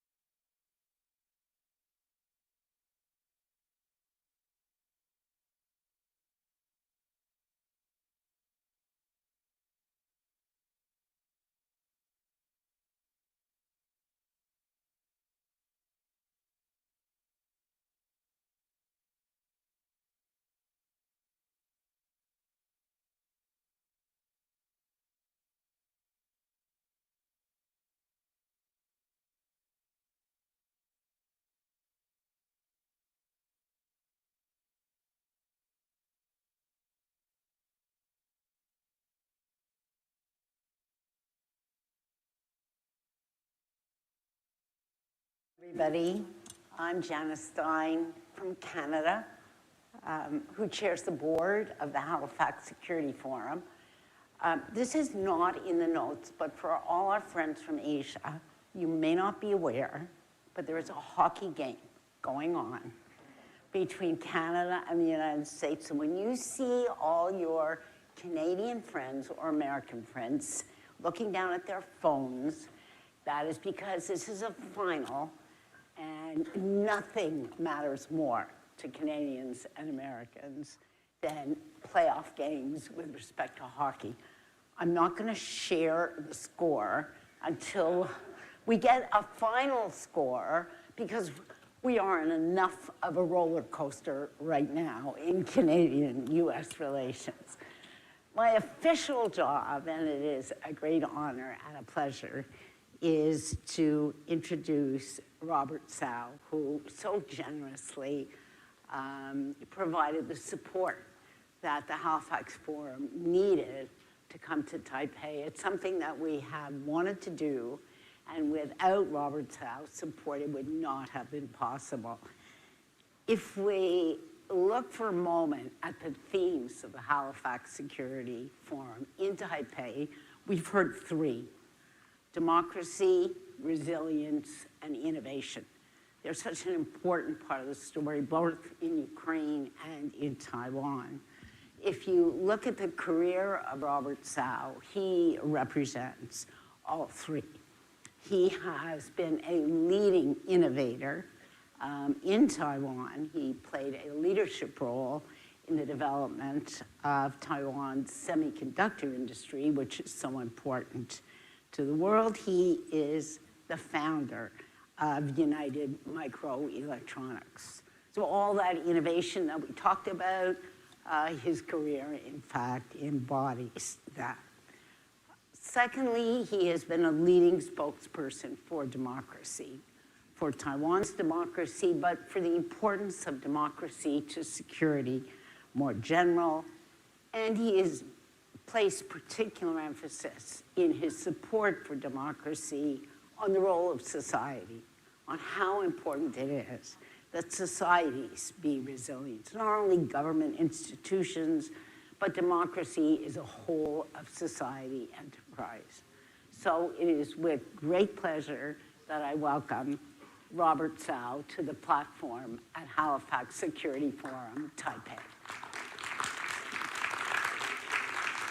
Thank you. Thank you, Jen. Thank you, Janice. Ladies and gentlemen, it's my honor to be here to present my view of what's been going on in Taiwan. My view may not be the same as the government perspective, so, but it's from a pure civilian viewpoint. The Halifax Security Forum is being held in Taipei this time, and both the timing and place are perfectly chosen. Following the Russia-Ukraine war and the Middle East conflicts, the Taiwan Strait is the most likely hotspot for a potential war. Currently, the Chinese Communist Party, CCP, conducts military exercises around Taiwan on a daily basis, which could be transformed into full-scale attack at any moment. The CCP justifies its aggressive stance by claiming that Taiwan has been an inherent part of China since ancient times, and that reclaiming Taiwan is a core interest. However, these assertions are nothing but deceptive propaganda. From a territorial perspective, the reality is that prior to 1683, Taiwan has never been under Chinese rule. The Qing Empire later sent troops to occupy the western coastal region of Taiwan. In 1895, under the Treaty of Shimonoseki, the Qing ceded Taiwan to Japan. Therefore, the political connection between Taiwan and Beijing lasted only 212 years in total. Far from the CCP's claim that Taiwan has been part of China since antiquity. Between 1928 and 1947, the CCP repeatedly expressed support for Taiwan's effort to establish an independent state after World War II. And at that time, CCP did not claim Taiwan as an inherent part of the territory. It is territory. After establishing its regime in 1949, the CCP adopted a leaning to one-side policy, fully aligning itself with the Soviet Union, while simultaneously engaging in a comprehensive anti-American campaign. These include fostering nationwide hatred, disdain, and contempt toward the United States. At the same time, the CCP began propagating the narrative that Taiwan has always been China's territory and declaring that Taiwan was a core interest. The rationale behind this shift can be understood through the accompanying illustration. Here I'd like to show the illustration here.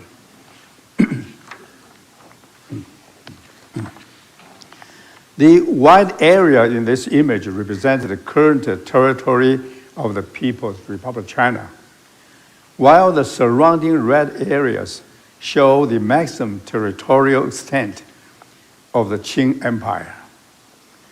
To the Han Chinese, the Qing were northern colonizers who, when they conquered the Ming Dynasty in the 14th century, caused the death by massacre and or starvation of more than half of the population at the time. In 1912, the Qing Emperor abdicated, and the newly established Republic of China soon fell into civil war between the ruling Kuomintang, KMT party, and the rebellious CCP. In 1949, the CCP emerged victorious and established the PRC in Beijing, while the Kuomintang-led government of the Republic of China retreated to Taiwan, creating a situation of two separate, non-subordinate states, a status that persists to this day. If the CCP claims sovereignty over Taiwan merely because a part of it was once occupied by the Qing, such a claim is entirely baseless and unreasonable. The Qing Empire ceded over 1.5 million square kilometers of territory to Russia and Mongolia. As you can see, the red area. 那个图不要拿掉。Okay. The red area were ceded by Qing to Russia and Mongolia. Actually, it covers 1.5 million square kilometers, while Taiwan area is only 36,000 square kilometers. So, in reality, CCP's insistence on annexing Taiwan is fundamentally aimed against the United States. Before the outbreak of the Korean War in 1950, General Douglas MacArthur submitted two consecutive memorandums comparing Taiwan to an unsinkable aircraft carrier. He warned that if Taiwan fell into communist hands, communist forces could soon threaten Japan and other small nations, ultimately compromising or even overwhelming America's strategic advantage in the Far East. Although President Truman did not initially accept MacArthur's recommendations, the CCP took them very seriously. They have since exerted all effort to seize Taiwan, aiming to turn it into an unsinkable aircraft carrier for their own strategic advantage in the Western Pacific. Xi Jinping has repeatedly told the United States that the Pacific Ocean is large enough to accommodate both China and the US. The implication is clear. The US military should withdraw to the second island chain. The CCP's claim that Taiwan is a core interest is ultimately about maintaining its capacity for expansion into the Pacific. Understanding the CCP's mindset and the intentions makes it clear that if the CCP successfully annexes Taiwan, the security concern in the Pacific will not be resolved. Rather, it will mark the beginning of endless problems. To annex Taiwan, the CCP has launched an all-out offensive. The military threats are visible, but what's less apparent is their extensive use of espionage, legal warfare, psychological warfare, and media manipulation.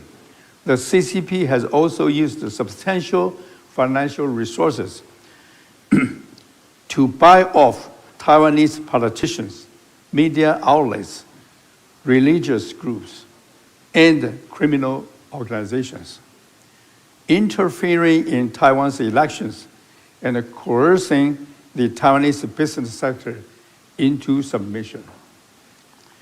Through years of comprehensive cognitive warfare, the CCP has successfully transformed Taiwan's Kuomintang, KMT, from an anti-communist party into an extreme pro-CCP organization closely related to the organized crime.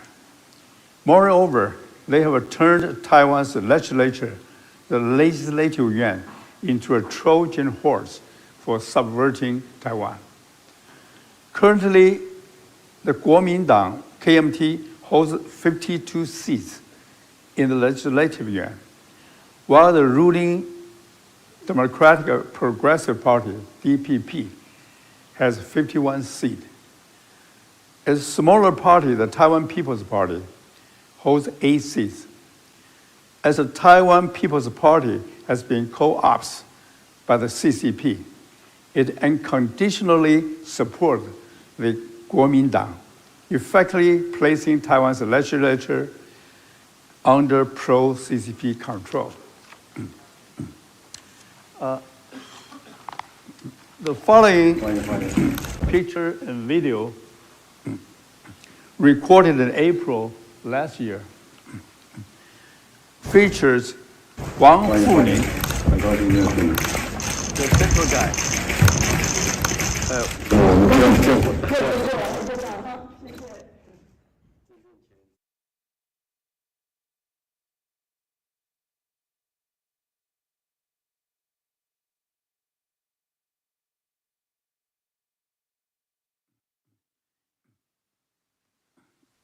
那个不要拿掉，停在这里。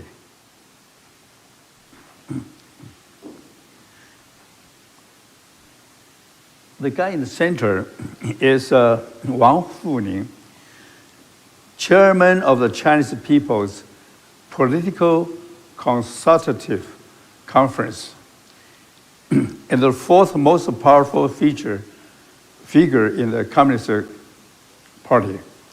His primary responsibility is Taiwan's united front work, subverting Taiwan from within to achieve it is surrender without warfare. Standing beside Wang Huning is Kuomintang's caucus whip, Fu Kunqi, a figure with a criminal record and ties to organized crime.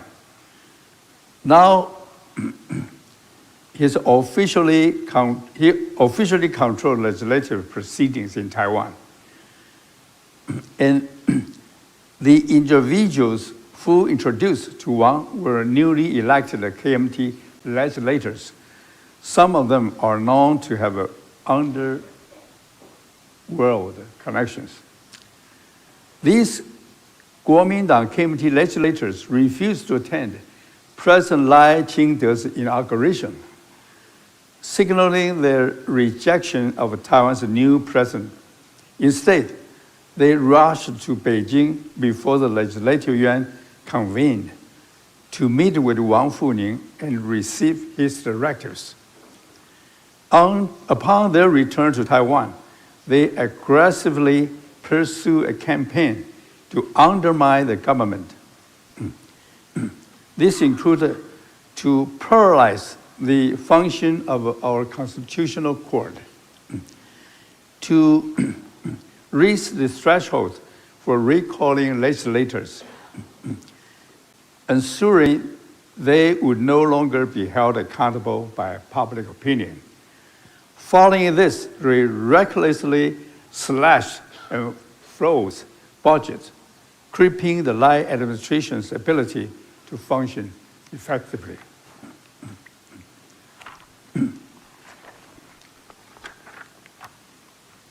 The belated betrayal by this non-CCP, but these pro-CCP legislators have ignited public outrage. By February, grassroots organizations across Taiwan initiated recall petitions in 34 districts, targeting KMT legislators for removal. This figure represents over 90% of the seats eligible for recall and marks a nationwide civic movement in which I have actively played a supporting role. 那个把那些照片打出来。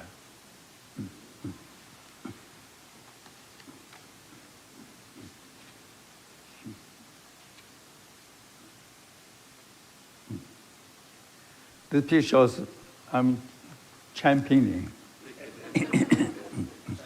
the grand recall in Taiwan.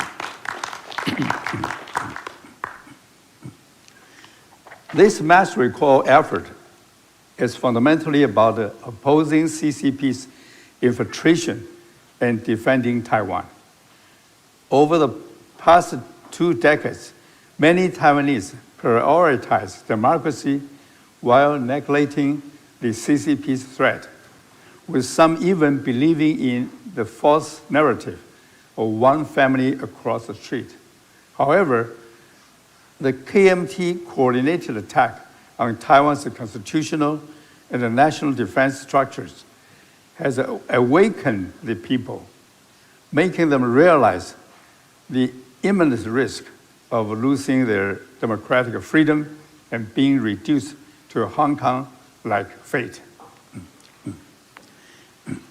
Below, I'd like to show a video produced by civil organizations urging the public to participate in the recall effort.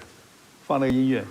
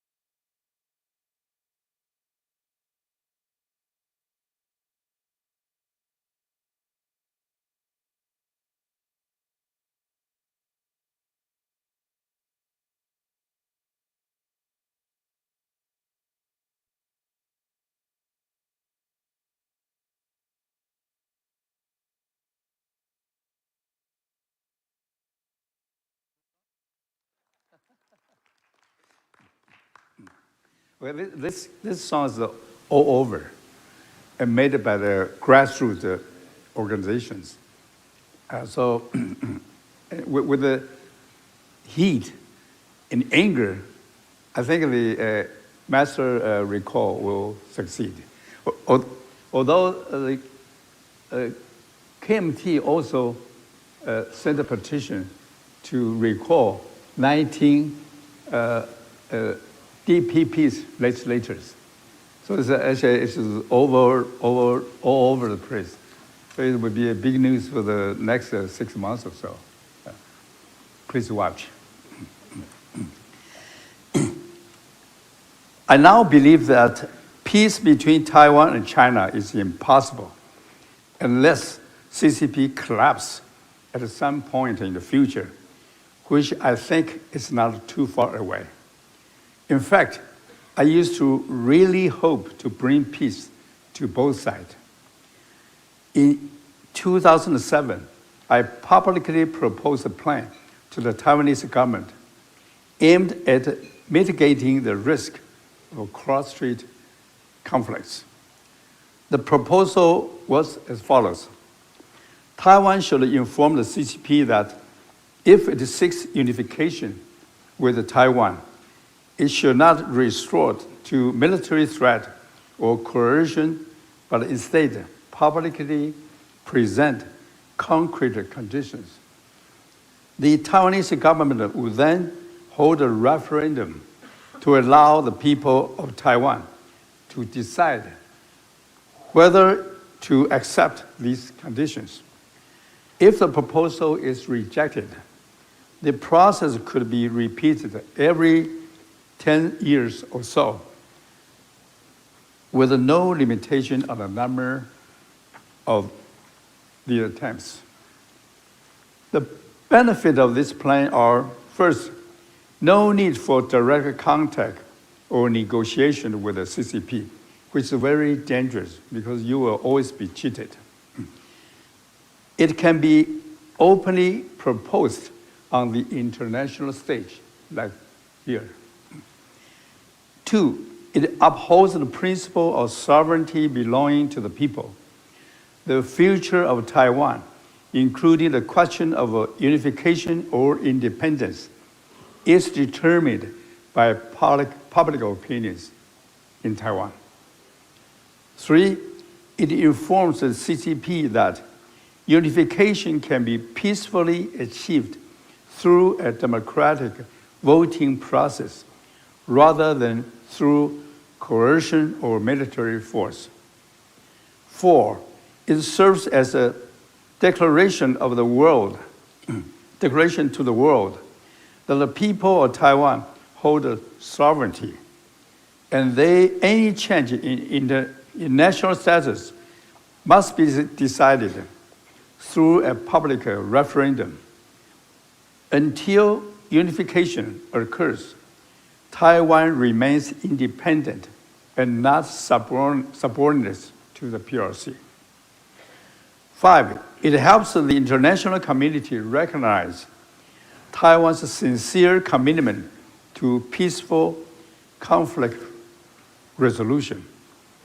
If the CCP refuses to accept this approach, it will expose its aggressive and bullying nature. Six, the true objective of this proposal is not to promote unification, but rather to eliminate the CCP's pretext for using force against Taiwan by providing a peaceful and democratic alternative. Ideally, this would make the CCP withdraw upon recognizing the challenge and ultimately cease its harassment of Taiwan. I continued to push this plan until 2019.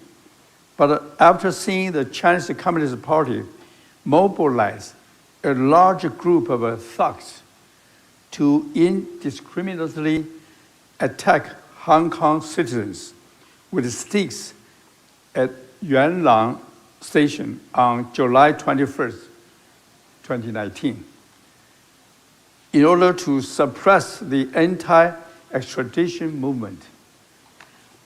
Then I decided to abandon my peacemaking plan.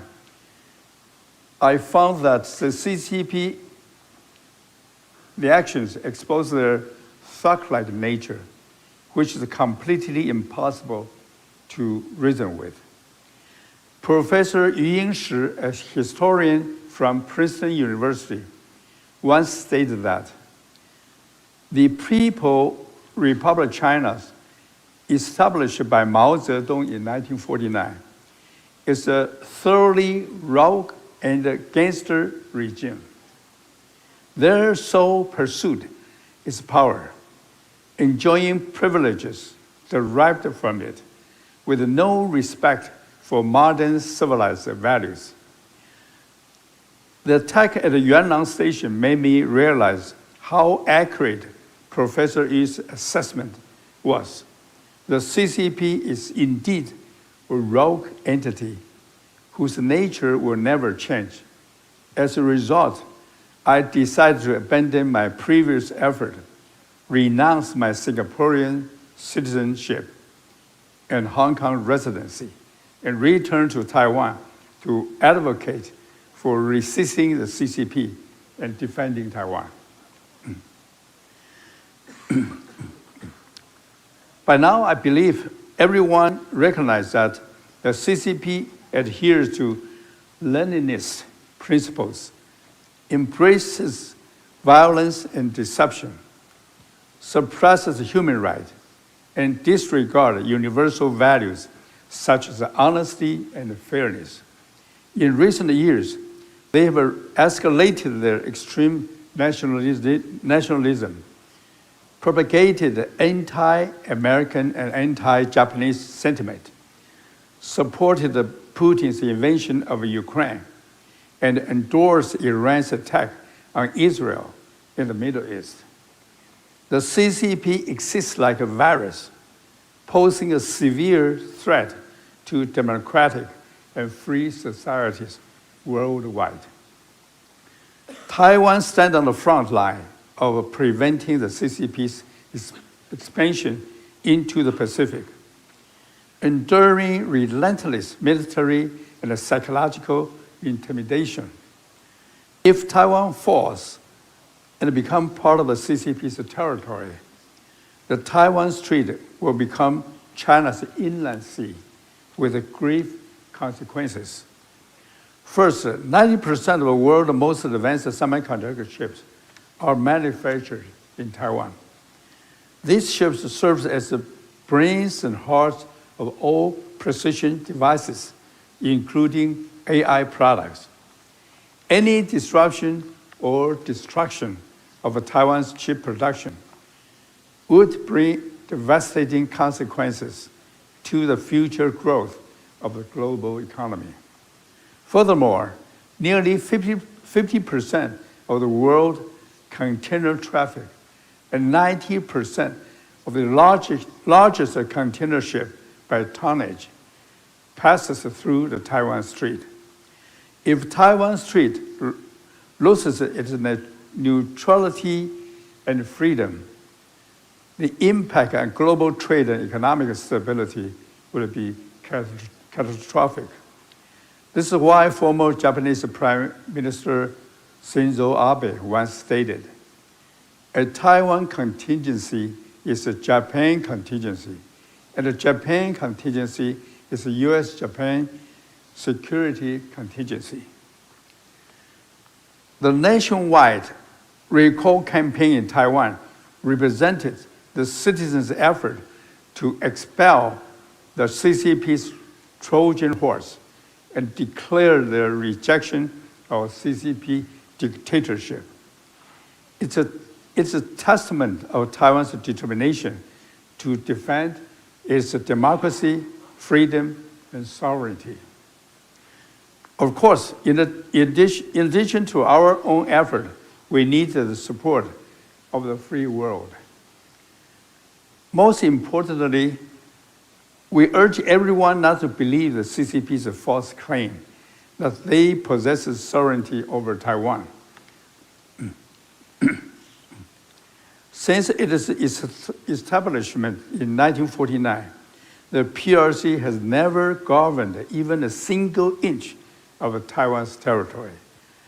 If historical distortion could be used to justify territorial claim, global order would descend into chaos.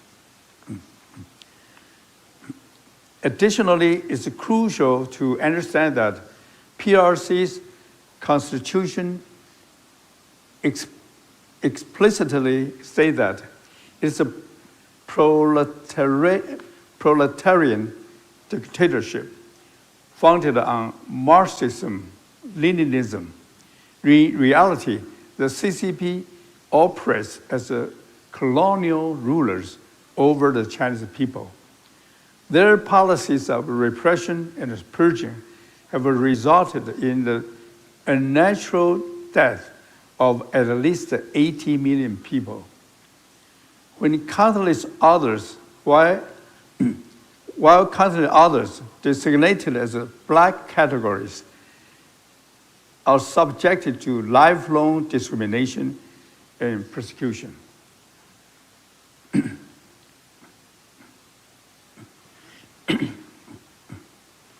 Sorry. During the Cultural Revolution, they systematically destroyed China's historical artifacts and cultural monument and replaced them with vulgar counterfeits to deceive collectors and tourists. In every aspect, the PRC is a fraudulent, malicious, and harmful entity that obstructs the progress of human civilization. From a pandemic prevention perspective, the world should work together without a blind spot. I urge everyone to join us in this collective defense, united against the spread of the CCP virus. Thank you.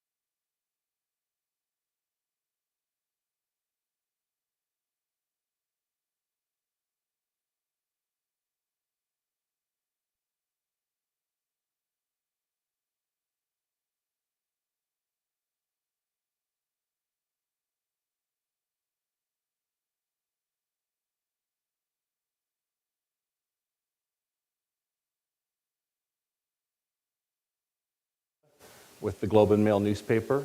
I'm a print journalist, not quite as polished as Nick Schifrin, who showed us how a real moderator gets things done yesterday. But we're here with a remarkable panel today of people who I will introduce in a minute. I just wanted to say our topic is democracy equals justice. And part of the way I'm going to interpret that is I'm going to do the audience justice by giving you as much time to ask questions as we can. You've come a long way, and I'm far more interested in what you have to say than what I have to ask. There's one attraction in Taipei or south of Taipei that is not on the tourist itinerary. It's a collection of statues of Chiang Kai-shek, the former dictator. They have been removed from public places as part of Taiwan's re-examining of its martial law past and placed appropriately sort of in essentially a surplus position. There's circles of Chiangs looking at each other. There's Chiangs lined up like they're waiting for the bus. There's just so many of them, they don't know what to do with them. And that's the sort of thing a democracy does. It separates itself from its authoritarian past in a way that the PRC has never done, never any public examination of the errors and problems with the Great Leap Forward or the Cultural Revolution or so on. Anyways, I just wanted to mention that if you ever get a chance to go there, it's quite delightful. The proper place for a dictator is lined up in a park with likenesses of yourself. So we have a remarkable panel here today. I will introduce them, and then I'll ask one quick question, and we'll go to the audience after that. So this is the newly minted Deputy Foreign Minister, Chen Ming-chi. This is his first public appearance, and he is responsible for, as I understand it, North America and Latin America and the Caribbean. So have at him if you've got questions about that. He previously was the Chief Executive Officer of the Institute for National Defense and Security Research. Prior to that, at the Mainland Affairs Council, and a distinguished academic career before that. We also have Nancy O'Kale here. She is the President and CEO of the Center for International Policy. She's a leading scholar, policy analyst, and advocate with 25 years of experience. Before coming to the United States, she was a director of Freedom House's Egypt program, and she was one of 43 NGO workers convicted and sentenced to prison in a widely publicized 2012 case for allegedly using foreign funds to foment unrest in Egypt. And finally, we have Jonas Parello-Plesner. He is a former Danish diplomat. He's a Danish security policy analyst right now, who is the executive director of the Alliance of Democracies. He has written a book recently, published a book called The Battle for Taiwan, which talks about Taiwan resilience to Chinese attacks in different domains. And again, lots to talk about here. You might want to ask him about Greenland as well. But before I start, I just want to inject a bit of Canadianness into this. I, of course, am a journalist who's worked for many years, and I've come to appreciate and value the Canadian-American partnership and the like-mindedness with which we pursue international goals. I am very concerned about Mr. Trump's approach to Canada and the way it's undermining support for the United States and Canada. A poll came out a couple of days ago, which is shocking. It says that 27% of Canadians now consider the United States the enemy. 27%. 30% see it as neutral, only 30% see it as an ally. So this booing at hockey games you've heard about is only the surface of something quite discouraging.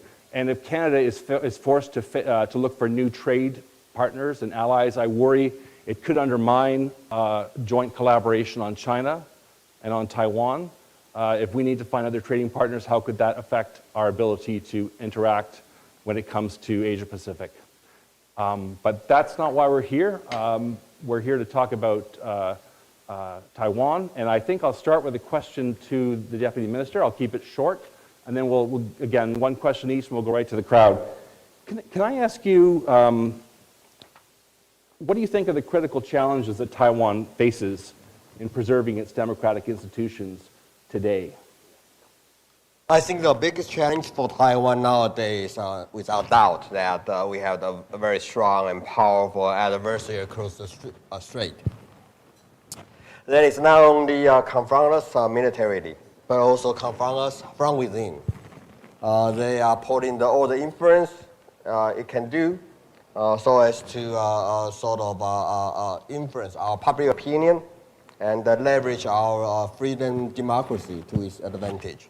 I think this is our biggest challenge for now, and we have been fighting that. We are trying to safeguard our hard-earned democracy. With the help of our international allies, friends around the world, we will be more able to do that. But we hope that that kind of determination and the clear mind to understand the essence of the CCP can still be there in this turbulent time. So we will work to share with our family, with our friends, and like my partner, to strengthen that. Nancy, you've worked on issues of peace and security for a quarter century, and you've personally experienced injustice in your prison sentence in Egypt for promoting democracy. So how central is justice to peace and security? And Trump sees himself as a deal maker or a peace broker.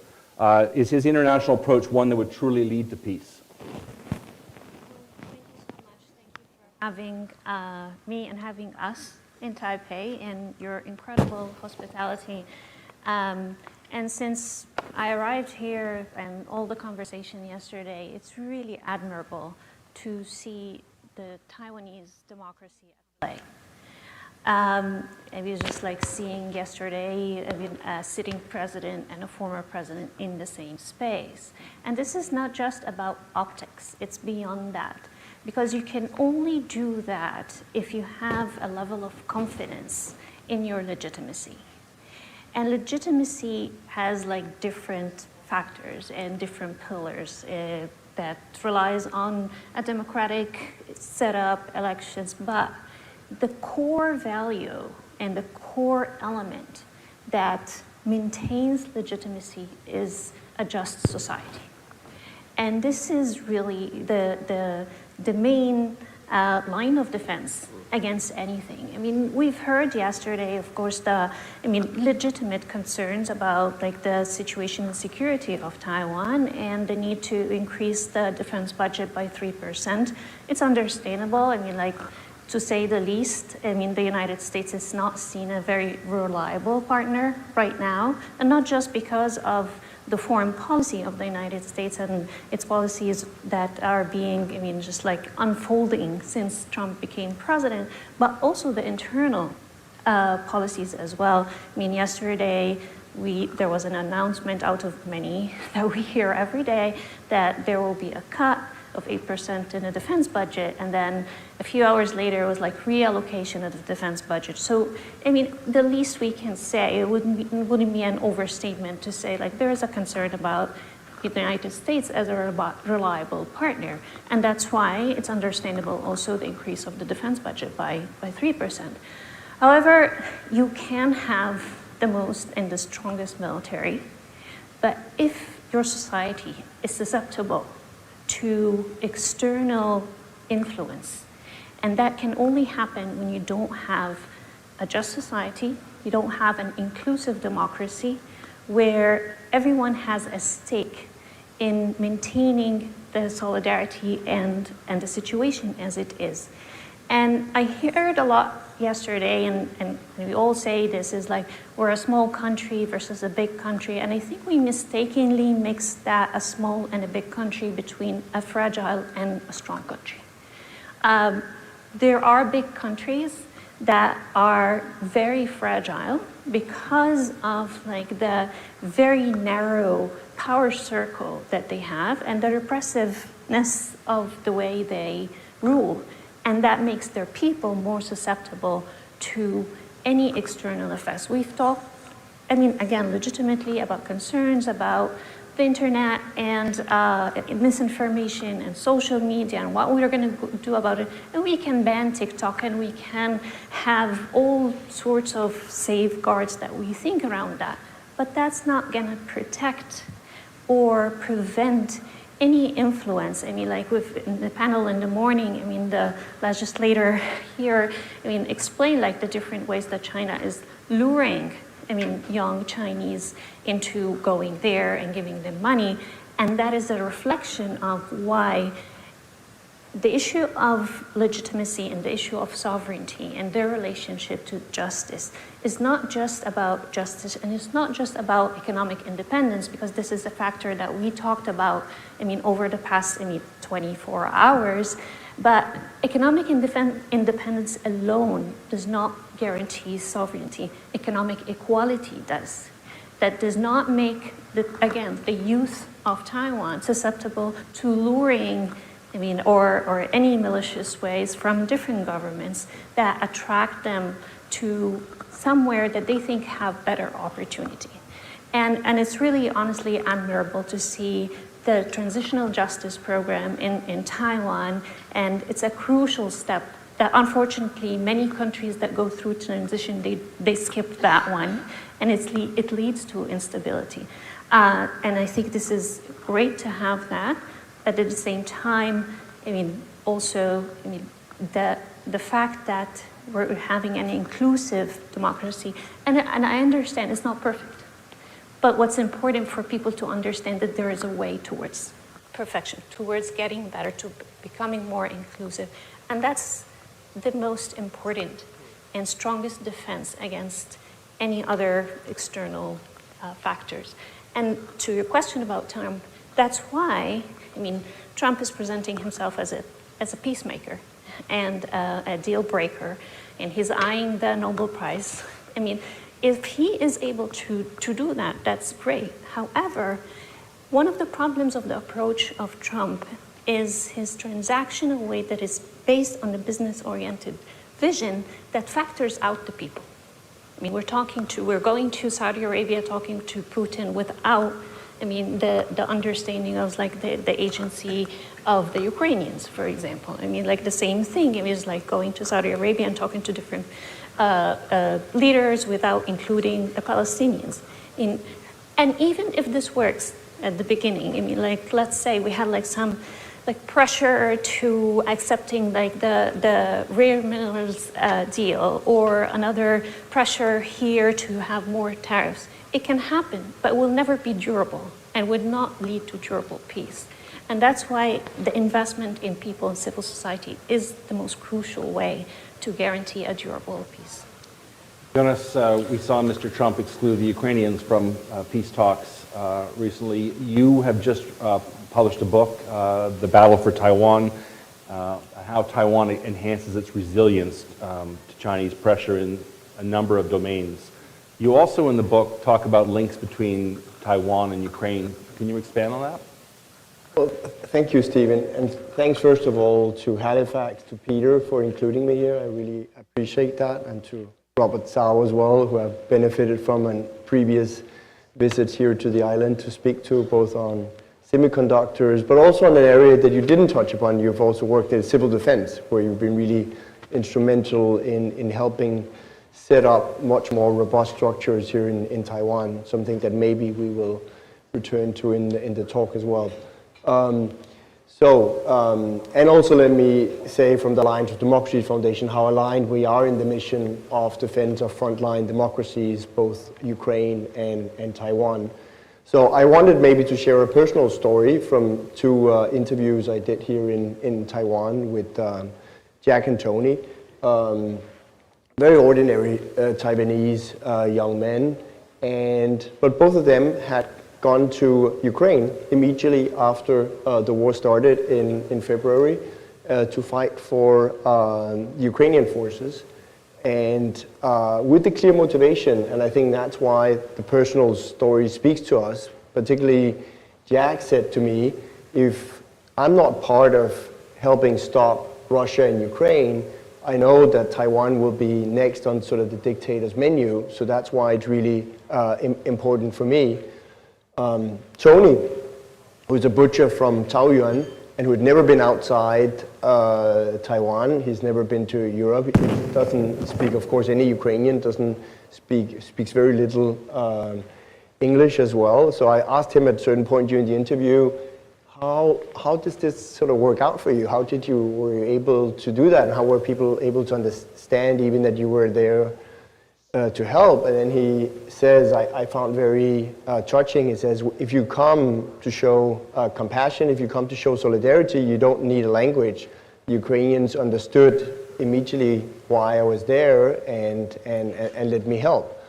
So I wanted to bring their stories into the mix because we've been talking about Taiwan and Ukraine in different ways and comparisons, but here I think you have personal stories that basically bind these two fights. Ukraine, of course, in the ongoing war, and Taiwan, of course, knock on wood, not under attack, but being under sort of continuous pressure, military exercises, intimidation from China.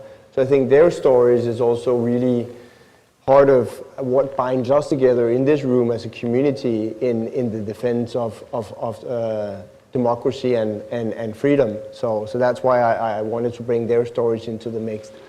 And then last, before I turn it back to you, Stephen, I just also wanted to acknowledge the many members here of the democracy community, particularly the people that fight for their rights. So I'm really delighted to see Lobsang from the Tibetan community. I'm just delighted to see Roshan, Abbas, see others from the Uyghur community.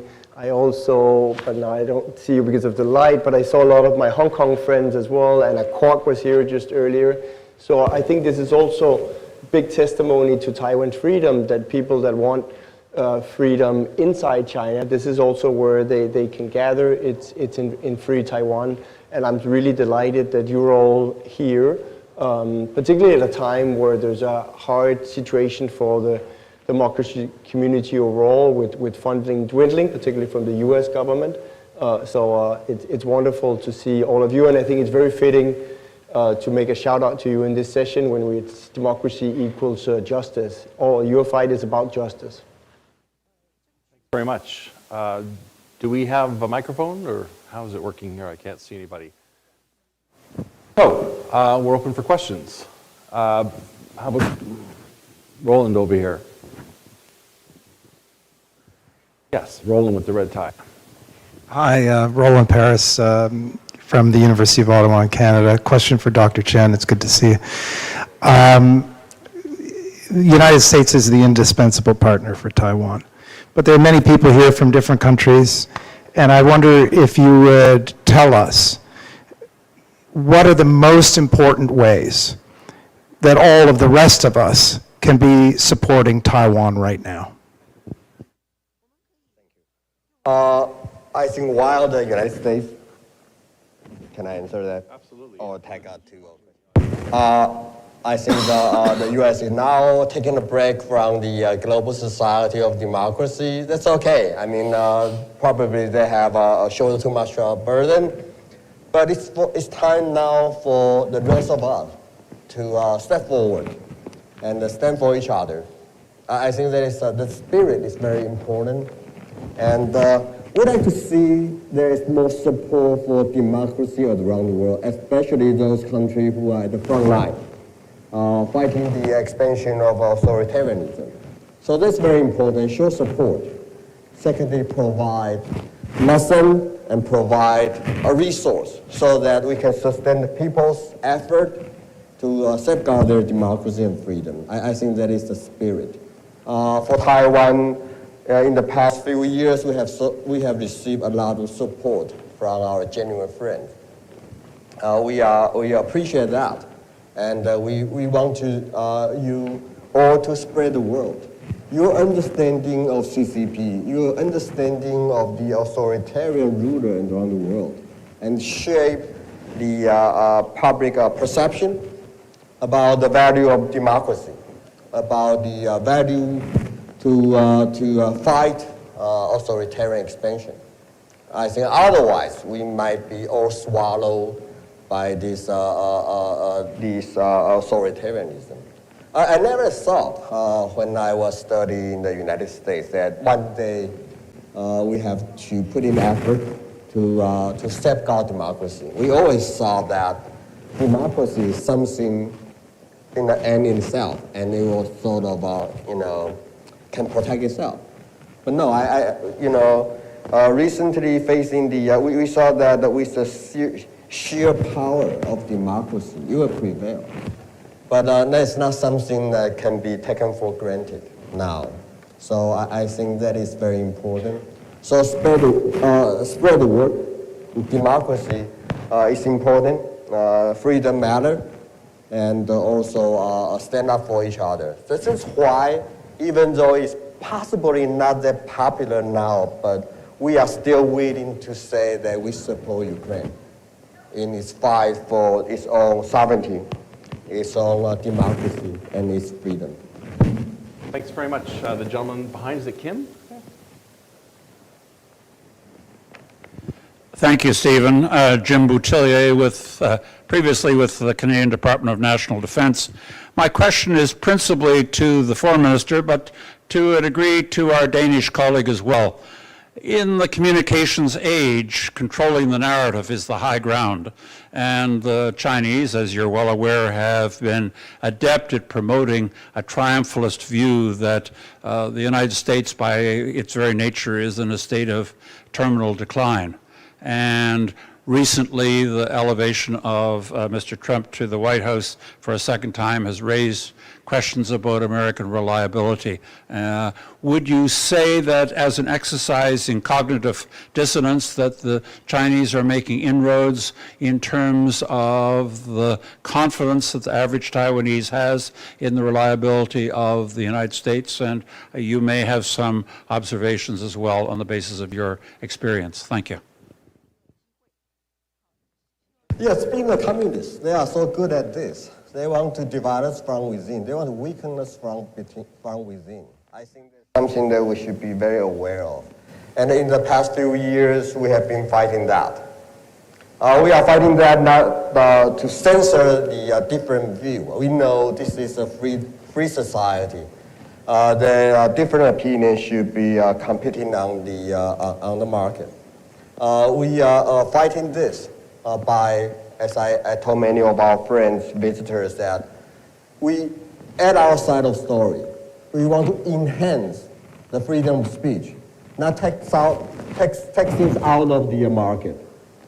So we certainly worry, but we want to tell our young people, we want to increase their media literacy.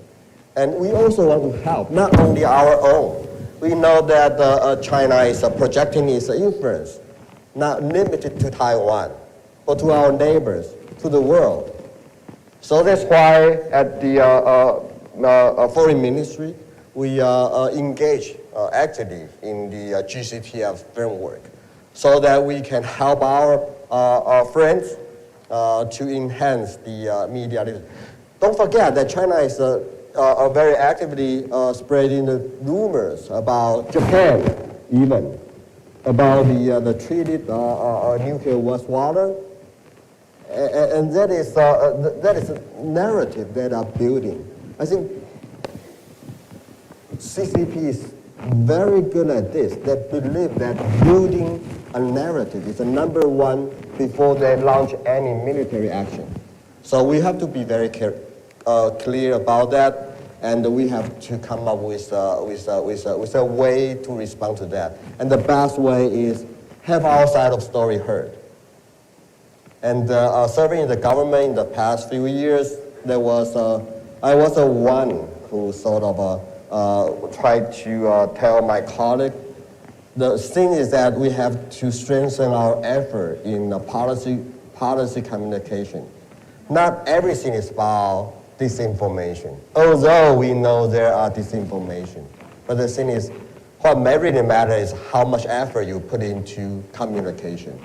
So again, if we believe that democracy is a better model, then why don't we start to talk about democracy and how wonderful it is? It was a hope.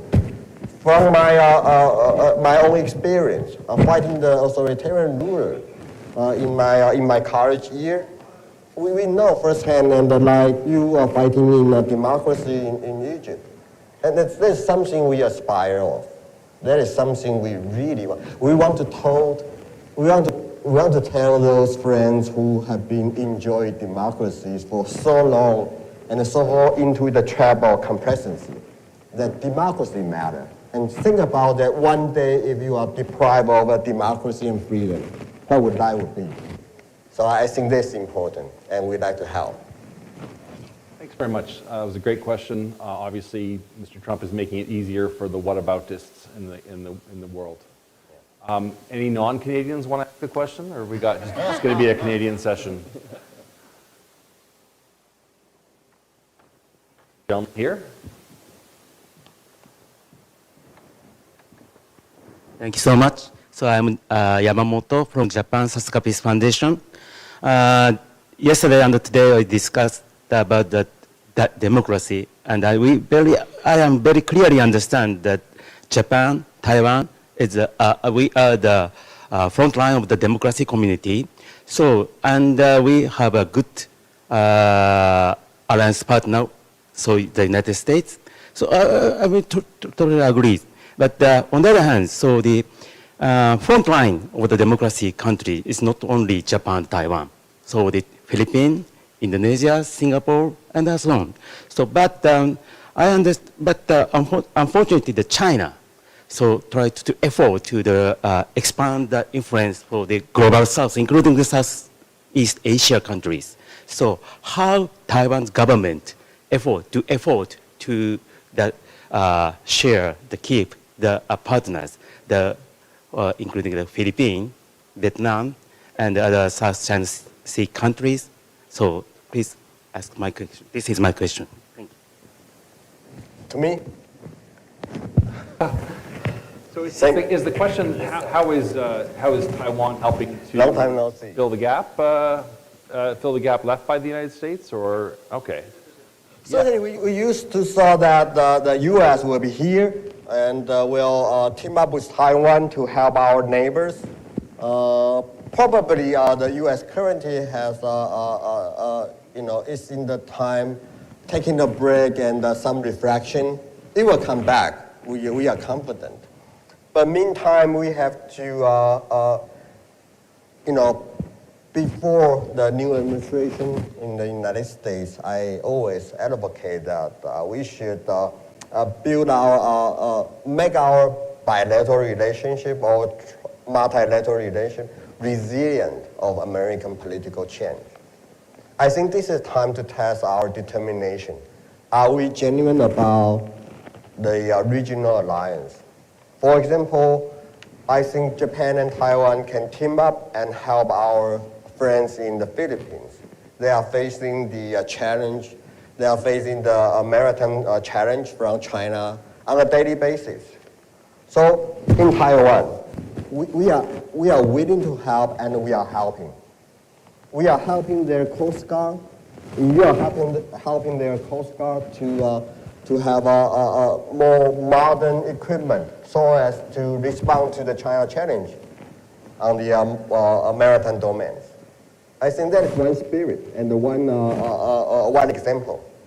And also we want to build stability and prosperity to Northern Luzon, because we understand that it's very important to us geopolitically. We believe that, as you mentioned, that a democracy should build upon a just society. A just society that is equal. Everyone has an equal chance. And we believe in investing in the community, investing in the civil society. So that's why we are strengthening Philippines' civil society, especially in the Northern Luzon. It's not only about the security cooperation. It's about community to community, people to people, civil society organization to civil society organization. So Japan, Taiwan, and other fellow democracies, we can help. We can fill in the gap. We can fill in the vacuum. Nancy, or Jonas, do you have anything to add? Sure. I mean, I can't agree more with what you have just said, because again, like, this is the most important and guarantor for support and democracy, because the other impact that Trump's foreign policy is sending out is that chilling effect around many countries around the world, that even before they get pressured, they try to fall in line because they don't want to wake up in the morning and be slammed with, 25% tariffs. And that has an effect that would somehow, even if not intentionally, would support transnational repression. And that would lead, those leaders would not side with countries like Taiwan. And I want to read to you just like a quote from a Republican member of Congress, anonymously in Politico, said something just, hours ago. It said, they had to learn, and this is about the Ukrainians, they had to learn the hard way that criticizing Trump publicly is just going to backfire in a big way. So these messages is really, it goes beyond just the boasting and the energy of we can do everything in America first and all this. It does send this chilling effect. And the only counter force to that is actually, as you rightly, spot on mentioned, it is the people, not the governments and the presidents, because you can have them as like an alignment with a democracy like the United States, a very established one, and wake up in the next day and you don't have a friendly president, or at least not as reliable as you had. Is the power of the people that would actually lead to put pressure to continue to provide this support and push their governments towards a different, because again, like that chilling effect that pushes for transnational repression, it goes well beyond that. Countries that used to ban surveillance technology, would be feeling more free to do that. People who had like repressive approaches and were like shying away from it would be able to go on and do the same. So I think you just like really agree with you on that, and this is really crucial. Thanks, Tim. Well, I think you put it well. So I would actually return to the question you had on pro-CCP narratives, and I think we should, as the Vice Minister was saying, be really bold. One, first, of course, insist on our own freedom of speech. And then also, therefore, I want to maybe highlight another local Taiwanese, Li Ming-che, who did as a sort of enlightened Chinese on the mainland about Taiwanese democracy. He did end up in jail for it, for things that he'd put on Facebook. But I still think that sort of shows how afraid, basically, even though we often talk about the CCP as almighty and powerful, they're used to a controlled society, so they don't actually function always that well in open societies. They try, but they're much more used to that. So that's also their reaction. So I think we should also take the battle to their home ground, which we've forgotten for a while, because we now only keep talking about, which is an important topic as well, how can we get penetrated by CCP narratives, but I think a little bit more confident, and then actually more trust in people like Li Ming-che that actually go out and try to tell the Chinese about there are other options, way to live your society. It doesn't have to be this way controlled by one party. So that was maybe my point to you on that. Thanks a lot. We'll go to Doken here.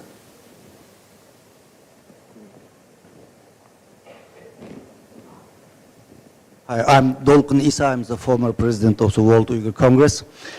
We know that Taiwan had very nice experience transition from authoritarianism to democracy, and at the same time also maintain economic development.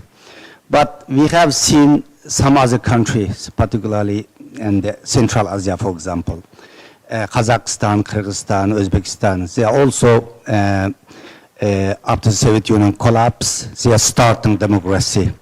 We have, that time we can imagine, we thought this country also some democratic process. But this transition we can see now after 35 years, more than 30 years, this not successfully, not going back. More authoritarians, maybe a lot of reasons. What is the reason? Why? Is Taiwan so successfully? Since other region, other country not successfully? And another question, how big, and this, because of the Taiwan transition, civil society playing major role. And what is your suggestion to the civil society, to other authoritarian country to peace, transition? Thank you. Taiwan's democratization took a very different path from other transitions. We don't seek some immediate result. With patience, we gradually build a civil society first, and then we have the political transition to democracy. Likewise, in our pursuit of transitional justice, we adopt a very similar route. That is, we use patience, with compassion. We understand, I mean, everyone is a victim of a dictatorship. And I think it's with that kind of compassion, we gradually bring in the agenda. So I think we take a longer, more detour, but I think finally you will bear fruit. So for those countries, I think every country is very different. Because of historical context, we had the luxury to sort of start democratization, but not in a very, very rapid way. It took almost a decade. And we wait until the strongman passed, then we finally achieved. And before his death, he announced that allowed the opposition party to become legitimate. I think patience is something that we have. So that's also the patience we are going to deal with the turbulent international environment nowadays, and to build real alliance. And that just like the civil society, no matter it's a women's rights organization, it's about environmentalists, it's about LGBTQ community. They form an alliance. They have a disagreement. So we debate. We use the democracy, a democratic way to achieve democracy. We don't suppress each other's opinion. I mean, that's why, I mean, today's ruling party, they have different factions, different ideas. It seems to be very chaotic. But that is what we see as the beauty of this. We see the beauty of patience. We see the beauty of going slow. It's okay. As long as you have your vision there, you will achieve your goal. But admittedly, we have a pretty good context and the environment at that time. We are at the almost very end of the third wave of democratization. So we learn from others. We learn from Portugal. We learn from Latin America. We learn from even our neighbor, South Korea. Yes. Thanks very much. The woman right beside Doken.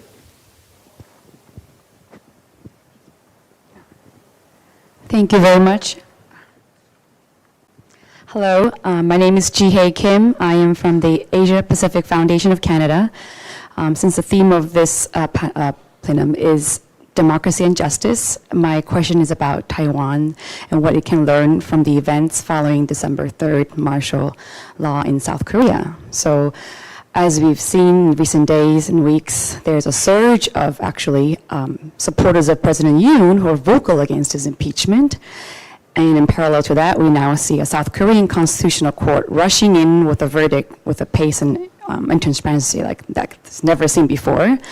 And from my understanding, Taiwan also faces similar challenges with government gridlock, which was actually a backdrop of what happened in South Korea.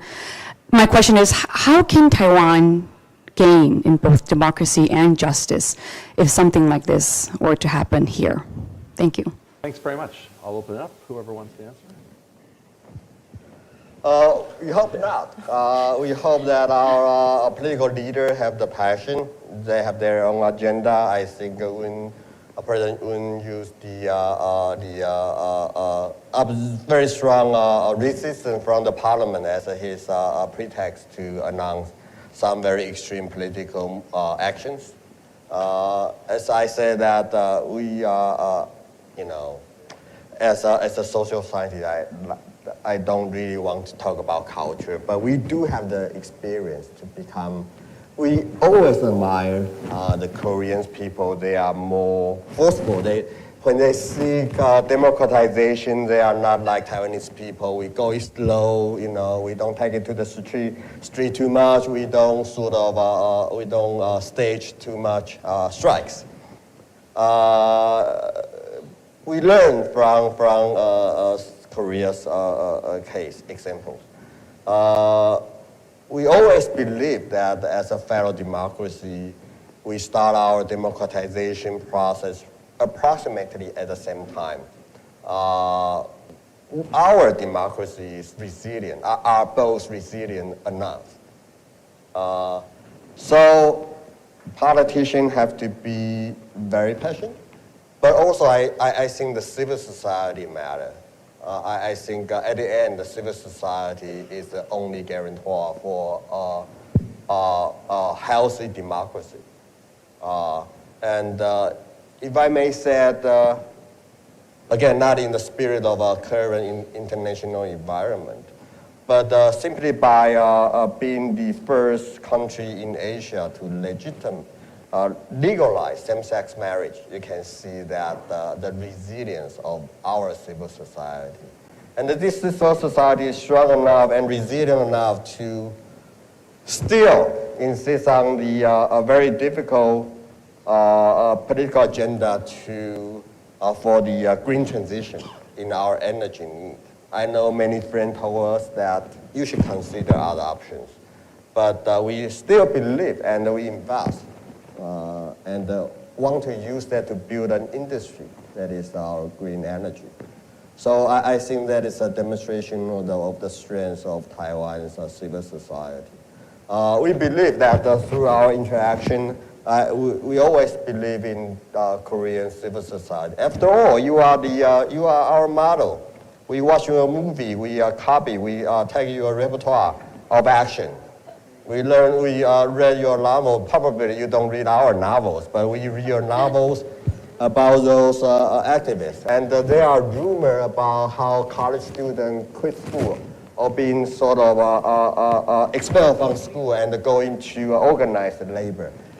That was my dream, but unfortunately I have no chance to realize dream being kicked out of school and become a union, a labor organizer. But still, I mean, you are our model. So please, let's work together and serve as a good example of how resilient we can be.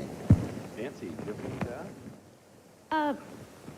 mean, I'm not an expert on South Korea, and but generally, even, I could be an expert on military coups. I mean, I've experienced one and know what the challenges that are out there. And one of the things, and that goes to, again, like just like all other countries, whether like they're like vulnerable democracies or autocracies, I think one of the dangerous things about having authoritarian regimes is that it immediately makes us fall into the mode of resistance. And resistance is very comfortable. It's a very comfortable place to be because you are just criticizing what's happening, and it is difficult. I mean, like I've experienced it firsthand and paid a very high cost, but you're always like criticizing and defending and showing like the what you're exposed to. The most difficult part is building an alternative that you have, like, it's like you are criticizing the agenda of a certain party or a government. What is our agenda? What are the policies that we are proposing for people, and what alternative vision, what alternative reality are we offering people if they come and join us? Because people can sympathize with you. I mean, like if you're a victim of torture or repression or jail or exclusion, but they will come and join you only when they see that you have an alternative vision, an alternative option to offer them than the existing one. And this is the canny way of, I mean, authoritarian regimes, I mean, who try to, I mean, influence, I mean, democratic countries, because they give the illusion of an alternative vision. They give that this is like that narrative that they control, that they show. This is like, oh, here is the alternative. This is why it's not working in your country, because this is that. And I think that, again, like the most strongest line of defense is actually to be internally capable of building something. Thanks very much. If there's no other questions, I do want to ask Jonas, who worked in D.C. during the first Trump presidency as a Danish diplomat. What's your advice for allies and partners on how to tackle Trump, how to deal with Trump? Thank you, Stephen, for ending with that one. We should have put Matt more on the spot earlier as well on that, him having served the whole first term in the Trump White House. Keep it transactional, obviously, something that can be sold as a deal, and keep it personal, something where the president feels personally engaged in it, would be another one. But then, of course, I think there's a big difference from the first Trump administration's version of America First to this version here with territorial expansion. No way. Sorry, Canada just won the game. Congratulations. I apologize. That's big news. I apologize. No. Please forgive the interruption. I get that. For Canadian, that interrupts anything about Trump. It's, of course, a Canadian win. That's it's got to be celebrated firsthand. But yeah, I think those were. I'm happy to continue that conversation over lunch and coffee about how to. I think this will be an ongoing issue for all the countries, particularly Taiwan, of course, also for our Ukrainian friends right now, where we Europeans must do everything we can to sort of step up the support that is likely going to falter from the U.S. Do we have more questions? Because I have some, if you don't. I wanted to ask Mr. Chen about how you pursue, one of the things that Taiwan is very adamant about is justice in the multilateral sphere. You want to participate in World Health Organization events. You want to be included in the multilateral CPTPP. We have a president now who wants to withdraw from the World Health Organization. So how do you negotiate these asks when the leader of the free world has no interest in multilateral cooperation, has no interest in the World Health Organization? How do you pivot or change the way you advocate for this kind of representation and membership? No, we still believe in free trade. We still believe in health for all. That's a spirit. And for that, we want to be part of the World Health Organization and the trade entity. We still want to advocate for that. We want to be part, and we think we believe that we can contribute.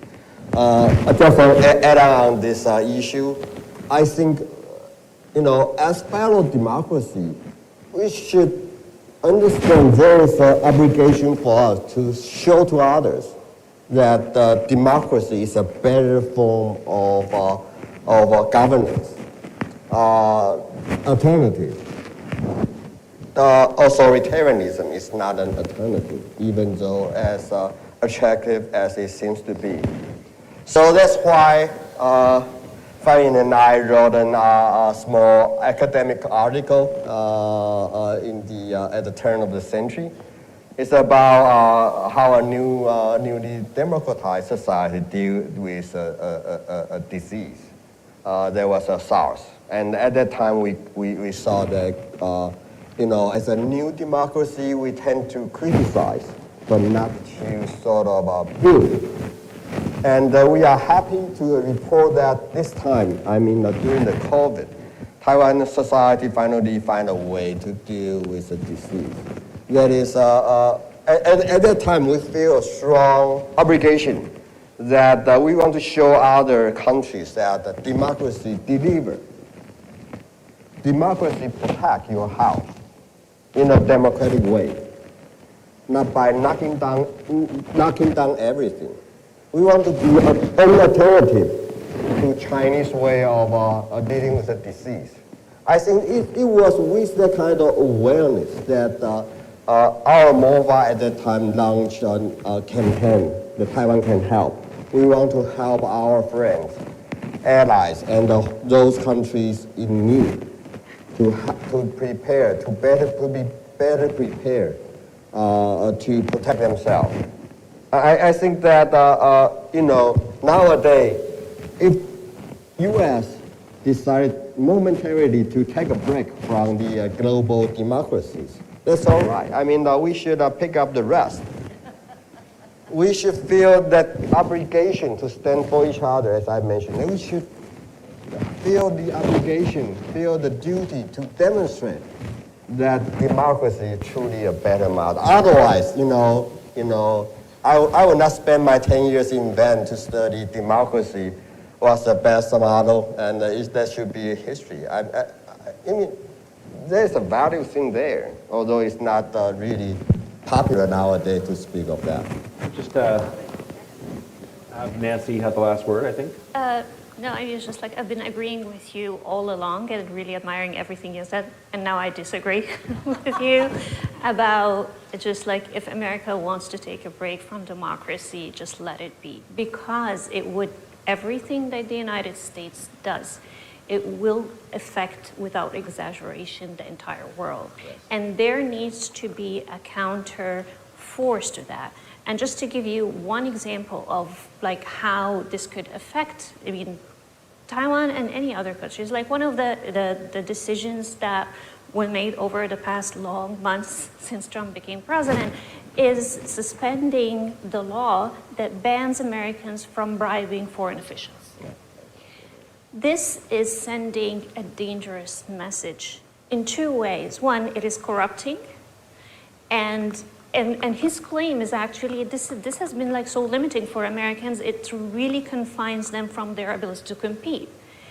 But this is the important part that is very easy also to challenge that, because one of the things that Trump always claims that he's pro-American workers and he's supportive of like all Americans, but having an approach like that does not mean that Americans will be able to be more competitive. It means that only the oligarchs and the elites will be more competitive, and the rest of the Americans will be at disadvantages because they don't have enough means to bribe foreign officials in that way. And on the receiving end, when your foreign officials are finding themselves offered a bribe that is allowed by the United States, it is corrupting, and it is going to send really dangerous messages around the world. So I don't think that is, I mean, I know you said it like half jokingly in that way, but I think this is why we need to stay vigilant about that. We should stay vigilant. That is mostly from the civil society. I will say the same thing 1 week ago, but because of the role change, I have to be more diplomatic. I'll take that from you. I'm still a very strong believer of a civil society. Absolutely. And that's why we say, before the previous job, I say, if China wants to invest in the Belt and Road Initiative, let us invest in civil society. Better export, better, stronger transparency, accountability. That is want to build a community leader. And I believe in investing in the young community leader. So that's why and how we help the Pacific Island nations to bring their young people here. We believe they are the future. I believe in America, that even though the government says it's okay, or the political leaders say okay, I don't believe that the responsible American, accountable American corporate will do that. And I hope, and I believe that is the case. All right, let's end it there. We hit a hard stop. Thank you very much, and thanks to the panel. I really appreciate your time.